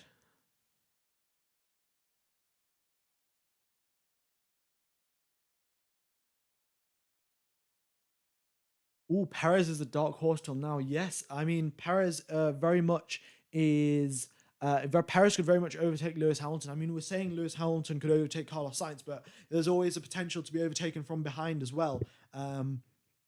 So we will have to wait and see how Leclerc manages his safety car restart, because of the fact that, well, of course, he's on those hard tyres. He's going to have to somehow stay ahead of Carlos Sainz, even though his tyres are, 16 laps old, and they're the hard compound tyres, whereas Carlos Sainz is on a fresh set of soft tyres. Yeah. All right. But here we go now. The safety car will be coming in very, very soon. So I'm going to change this back to a green flag. And the safety car is coming in. The driver's now weaving around. The safety car's gone ahead, coming into the pits. Leclerc doing all the weaving he possibly can to get some tire temperature in those hard tires. We've got 9 laps left till the driver of the day vote closes. So go ahead and vote in that if you would like. But yeah, it's very all of the drivers basically right next to each other, pretty much side by side. Also, the new safety car rules means that you can only be side by side when the flag goes green. You can't be. You have to be single file. Sorry, not side by side. But Leclerc has gone. The green flag is out. And they are racing once again, and it looks like Sergio Perez could probably be overtaking Lewis Hamilton here. Hamilton under a lot of pressure from Sergio Perez going through turn number 2 into turn number 3 now. Hamilton doesn't take he takes a defensive line, in fact. Sergio Perez is going to get the switch back going through into turn number 4, and here we go then. Perez gets the better exit through turn number 4 down the inside. Oh, there's contact between the Ferrari duo. Leclerc is in 2nd position, and both cars all right, but Leclerc on the outside on those hard tires getting squeezed by Carlos Sainz, and Sergio Perez gets ahead of Lewis Hamilton. So it is a Ferrari 1-2 with a Red Bull in 3rd position if it stays like this. But Hamilton is right on Perez's tail here, and Perez will be catching up to Leclerc. So it's going to be a 3-way battle for 2nd position of this race here, and we've got Perez already on the tail of Leclerc. Leclerc's hard tires are struggling, and I think what they're doing is Leclerc is going to hold up Perez and Hamilton for as long as possible so Sainz can build a gap, because it's Ferrari team, they're both on the same team, of course. They're just going to do team orders, and Leclerc's just going to defend as much as possible, waste as much time as possible to hold up the rest of the field so Sainz can go ahead and build a gap and win this race. I suspect that's what the strategy is from the Ferrari side. So let's see. Going through onto lap number 44 of 52, Carlos Sainz has got the fastest lap of the race, and Leclerc holds a narrow lead over Perez, Hamilton, Alonso, and Norris. Going through now into turn number 3, 4, and 5. The gap gets very, very close between the two drivers, between Leclerc and Perez, but they're nowhere near actually getting an overtake done here. Verstappen makes the overtake on Seb Vettel because he is on those fresher soft tyres, and there was a slight bit of contact there between the Ferrari duo in the earlier replay, but yeah. I think they decided. I think Leclerc would have got a tiny bit of a message over the radio, deciding to just back off, play it safe. And in fact, now Hamilton under pressure from Sergio Perez going through into Copse corner, very much a replay of what it was last year, going through, and Hamilton backs off this time. It looked literally identical between Verstappen and Hamilton last year, and Perez and Hamilton, like just this corner. So. Nice job there that they didn't have a crash. And we've got Carlos Sainz still holding a little bit of an advantage over Lewis Hamilton. DRS will be enabled on the next lap, but for now, it's only the slipstream to help you make an overtake stick. Right, we've got a DRS train forming behind Charles Leclerc. Leclerc is doing exactly what I expected. 2 seconds gap between Leclerc and Sainz, and the rest of the field is stuck behind Leclerc, and there's a DRS train forming. And here we go, going on to lap number 45. DRS will be enabled, and we're going to get a train forming. We already have a train forming. We have Leclerc, Perez, Hamilton, Alonso, and Norris. All in the train from third position all the way into... from second position all the way into sixth position. So here we go. Hamilton taking the latest apex he possibly can, try and get the best exit. Going down the straight now, he has the DRS, but so does Sergio Perez. So there's not that big of a pace advantage because Perez has the DRS on Charles Leclerc. Hamilton gets closer and closer, but really can't do anything. Once again, tries to go around the outside and gets a late apex for better exit, but he just cannot get close enough to Sergio Perez here. Going down the old pitch straight now, in towards Copse corner. Single file once again, not making any risky maneuvers. And Leclerc has got everyone in his mirrors. He's got Perez, Hamilton, Alonso, and Norris all within 4 seconds of behind him. So, yeah, the gap is extremely close between all of the drivers at the front. And once again, the gap at the front has been extended from 3 seconds to 2 seconds. Leclerc doing a massive, risky defensive maneuver there against Sergio Perez and defending still around the outside. What a defensive job there from Charles Leclerc, pushing Sergio Perez nearly off the track. Lewis Hamilton now overtakes both of them. Since Leclerc pushed them off the track, Hamilton got past them both. Wow. That is a very good overtake there from Lewis Hamilton. Now, the gap between Hamilton and Sainz is 4 seconds, and he's got 8 laps to close that gap up. On 6 laps, sorry. But in fact, never mind. It's Perez makes the overtake on Lewis Hamilton, and Hamilton's back down. He's lost 2 positions, and Charles Leclerc nearly closes the door on Hamilton. Going down the straight now, Hamilton has no DRS, and the Red Bull and the Ferrari have DRS. So Fernando Alonso's so close to overtaking actually Lewis Hamilton here. Oh, this is absolutely intense. Round the outside tries Lewis Hamilton on Charles Leclerc. Leclerc's on those hard tyres, really struggling. Leclerc closes the door on Lewis Hamilton and pushes him onto the gravel. Fernando Alonso's now in the picture, going into Copse corner. Does Fernando Alonso try to overtake Lewis Hamilton? No, he does not. He backs off a bit, comes off the throttle. But wow, what absolutely splendid racing from these racing drivers here, from second to fifth position. They've been head to tail for about half a lap and no collisions of any sort. And there you see Carlos Sainz pulling away into the distance. 4.2 seconds is the gap here. And Leclerc will be doing his absolute best to hold back Lewis Hamilton. And there we go. The FIA have noted the advantage of Sergio Perez overtaking Charles Leclerc off the track, but they have not given any sort of penalty there because it was kind of a racing incident, to be honest, and it would be pretty ridiculous to give a penalty for that. Also, guys, we're getting extremely close to 40,000 subscribers, so if you're enjoying the commentary, go ahead and subscribe. And if you haven't hit the like button already, be sure to do that as well. We'll hit 2,000 likes, which will be absolutely lovely. But back to the race, we've got Hamilton setting fastest lap of the race, or fastest third sector, sorry, and he is right on the back of Charles Leclerc, but there is no chance for him to overtake just yet because Leclerc is putting up one of the best defensive maneuvers of his entire career, basically matching what Sergio Perez did for Max Verstappen back in Abu Dhabi. Just amazing defense lap after lap, corner after corner, and Hamilton is really struggling here to get anywhere near Charles Leclerc to make an overtake stick. Going through Cox Corner once again, Charles Leclerc narrowly ahead of Lewis Hamilton. The dirty air is still damaging Lewis Hamilton here. You've got to remember here, Charles Leclerc has got 21-lap-old hard tyres and he's got a broken front wing, and Lewis Hamilton has got a fresh set of softs and he still can't overtake him. So here we go, going through into Stowe Corner now. Leclerc on the inside defends against Lewis Hamilton. Hamilton tries to get the switchback overtake, but Leclerc's taking the defensive line and Hamilton has no way through. He tries to dance around the outside, but Leclerc's having none of it and squeezes him off the track. Very nice. 5 laps left to go now. And Perez is closing in on Carlos Sainz. The gap closed up by 1 second on the previous lap now. Half a second on the previous lap now. So if it carries on going at this rate, there's going to be a 1 second gap between Sainz and Perez at the end of this race. So Sainz is going to have to pick up that pace, otherwise Perez might end up winning this race. Wait, that actually just rhymed. Honestly, I'm a poet and a commentator. Let's go.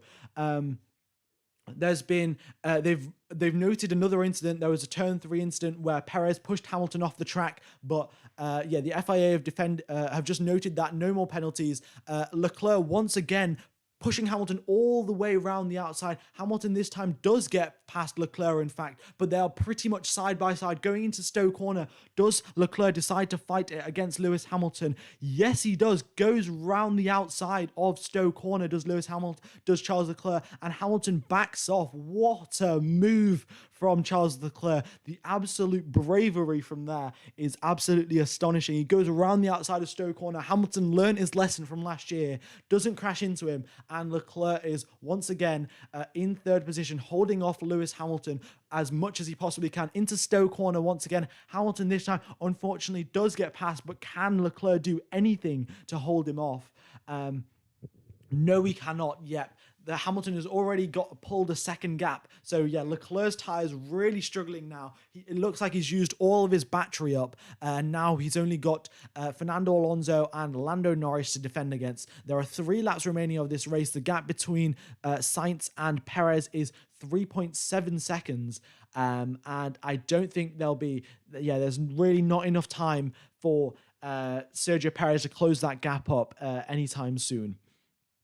What a safety car restart that has been. Thank you, Esteban Ocon, for DNFing there. Really do appreciate that, because the couple of this racing that we've got here is absolutely mind-blowing. All right. We have Carlos Sainz still in the lead of this race, and Lewis Hamilton finally made that overtake on Charles Leclerc after a lot of defending. It's very similar to how Fernando Alonso defended against Lewis Hamilton in Hungary last year for Esteban Ocon. Pretty much the exact same thing. Also, guys, we're 44 subscribers away. In fact, Lewis Hamilton's number, 44 subscribers away from 40,000 subscribers. So go ahead and smash that subscribe button. And we've also hit 2,000 likes, which is absolutely lovely. So go ahead and subscribe. Very much it is appreciated. And let's get back to the stream now. 4 laps left of this race, and we have got Sergio Perez closing up on Carlos Sainz, but nothing that he can really do. We've got Max Verstappen and Mick Schumacher going for a little battle there. And there we go. Mick Schumacher tries to get a bit of a switchback overtake on Max Verstappen, and going down into turn number 1. Mick Schumacher's got a very nice slipstream indeed. He's getting closer and closer to Max Verstappen. But he'll have to wait till the Wellington Straight if he wants to make a proper overtaking attack. So here he goes through turn number 3. Verstappen doesn't take the defensive line, but Mick Schumacher takes a late apex, so he gets a very nice exit. He gets a tiny bit of wheel spin as well, though. He activates the DRS going down the straight. Here he goes. Verstappen takes a defensive line. Mick Schumacher around the outside. Verstappen does not go deep, in fact. So very nice braking there from Max Verstappen, judging that braking to perfection. And Mick Schumacher still right on his tail, but still not able to pass. We're 3 subscribers away, 2 subscribers away. Everyone that has subscribed, thank you so much. All right. Let's get back to the race. We've got Stroll just overtaking Latifi, the 2 Canadians switching positions in 11th and 12th position, in 11th and 12th place. And there we go. We've got now 2 laps left. But seriously, all 40,000 of you, everyone that has subscribed, you're all a bunch of absolute legends, and really do appreciate it. I mean, you have no idea, like, all of this streaming, and like, I've got this new computer because of you guys, all of you, absolute legends. And yeah, thank you so much for all of your support. And hopefully I can carry on giving you amazing commentary like this on amazing Formula One races like this. We've got Fernando Alonso right on the tail of Charles Leclerc going through into sector number 1. Going down the Wellington Straight, in fact, Fernando Alonso probably won't be able to overtake Charles Leclerc here because the Ferrari does have a significant top speed advantage over every other car, but we will have to wait and see what Fernando Alonso can do, because we know he's a very, very talented driver indeed. 2 laps left of this race, and we have Mick Schumacher once again right on the tail of Max Verstappen. Mick Schumacher is still in 8th position, so he will be on track to score his first points of Formula One this weekend, if he does not get into an incident in the next lap and a half. But yeah, we've got Carlos Sainz now going through Maggots and Beckett's with a 3.5 second advantage. So if there's no mistakes, Carlos Sainz will be on his way to win his first ever Formula One Grand Prix, which will be absolutely a great achievement for him. Okay, so yeah, Hamilton is 3 seconds behind Sergio Perez, so there's no chance that he'll be able to overtake, but he will be on the podium. Well, yeah, he will be on the podium, which will be very nice indeed. We've got Mick Schumacher getting closer and closer to Max Verstappen. He sends one down the inside. Verstappen leaves the door open, but Mick Schumacher hasn't got enough speed to carry through the corner to actually make the overtake stick. Verstappen, once again, just nailing his braking zones and not being able to do anything whatsoever. And we've got Charles Leclerc defending against Fernando Alonso, and they really can't get that close. I mean, Fernando Alonso can't get that close. His car's sort of sliding around. He's losing a bit of grip here and there. And yeah, those soft tyres coming to the end of their life now. He's done 12 laps on them, and they really do start to wear out very, very quickly indeed. Mick Schumacher taking the early apex, trying to overtake Max Verstappen here. But yeah, nothing that he can do really. Oh, Mick Schumacher goes around the outside of Max Verstappen through the rail. Left field corner. Max Verstappen squeezes him all the way off the track and maintains the lead over there. So Max Verstappen still marginally ahead of Mick Schumacher. And yeah, Mick Schumacher doing a very nice job though of keeping it on the track, not getting any damage. And here comes Carlos Sainz now going through the Stowe corner. He has done an absolutely brilliant job yesterday in qualifying. Made a little bit of a mistake at the start of this race here, under pressure from Max Verstappen, but then came back under the safety car, did a very nice safety car restart, and then crosses the line to win his first ever Grand Prix. What a drive from Carlos Sainz. Absolutely sensational. Sergio Perez crosses the line in second place after doing some amazing racing against Charles Leclerc, and then Lewis Hamilton comes home in third place for a podium on his home Grand Prix. And Mick Schumacher races. Oh my God, that was so close. Mick Schumacher was side by side against Max Verstappen racing across the line, and he just lost out against Max Verstappen. He was side by side going across the final corner into the across the finish line. Absolutely sensational. And then we've got Leclerc in fourth place. He did an amazing team job there to hold up Perez and Hamilton so Sainz could go on to win the race. Huge props to Charles Leclerc, and that's the reason why they've got a Ferrari win there. We have a yellow flag in Sector 1. I'm not sure exactly why that is. I think one of the cars might have stopped on the track or something. But we've got Fernando Alonso in 5th place, Lando Norris in 6th, and Max Verstappen in 7th position after getting some damage and ending up Yeah, and ending up further down the order than expected. And then we've got Mick Schumacher scoring, I think, his first ever points in Formula One, 8th position after getting very close to finishing in 7th. And then we've got Sebastian Vettel on his birthday scoring some points. He started in 18th, ended up in 9th, halved his starting position. And then we've got Kevin Magnussen to round out the points in 10th position. We've got Lance Stroll in 11th, Latifi in 12th, Ricciardo in 13th, and Tsunoda in 14th. Wow, what a race that has been. Absolutely amazing. Everyone that has tuned in and subscribed, thank you so much. And everyone that's hit the like button, it's been absolutely amazing. Thank you all of you for all of your support. And yeah, I hope to see you next week for the race in Austria. Yeah, wow, what a race that has been. Hamilton crosses the line with the fastest lap of the race, goes quicker than Carlos Sainz. So Carlos Sainz is on 25 points, and Lewis Hamilton is on 19? No, 16 points. Yeah, 16.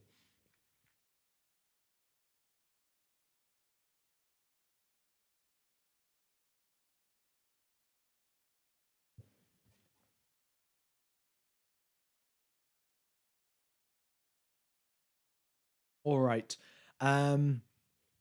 Yeah, that's been today's British Grand Prix.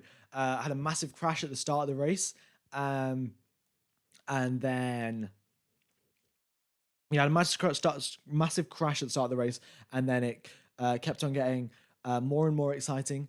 And yeah, that's been that really. There's not really that much more to say. It's been a pretty good Grand Prix. Yeah.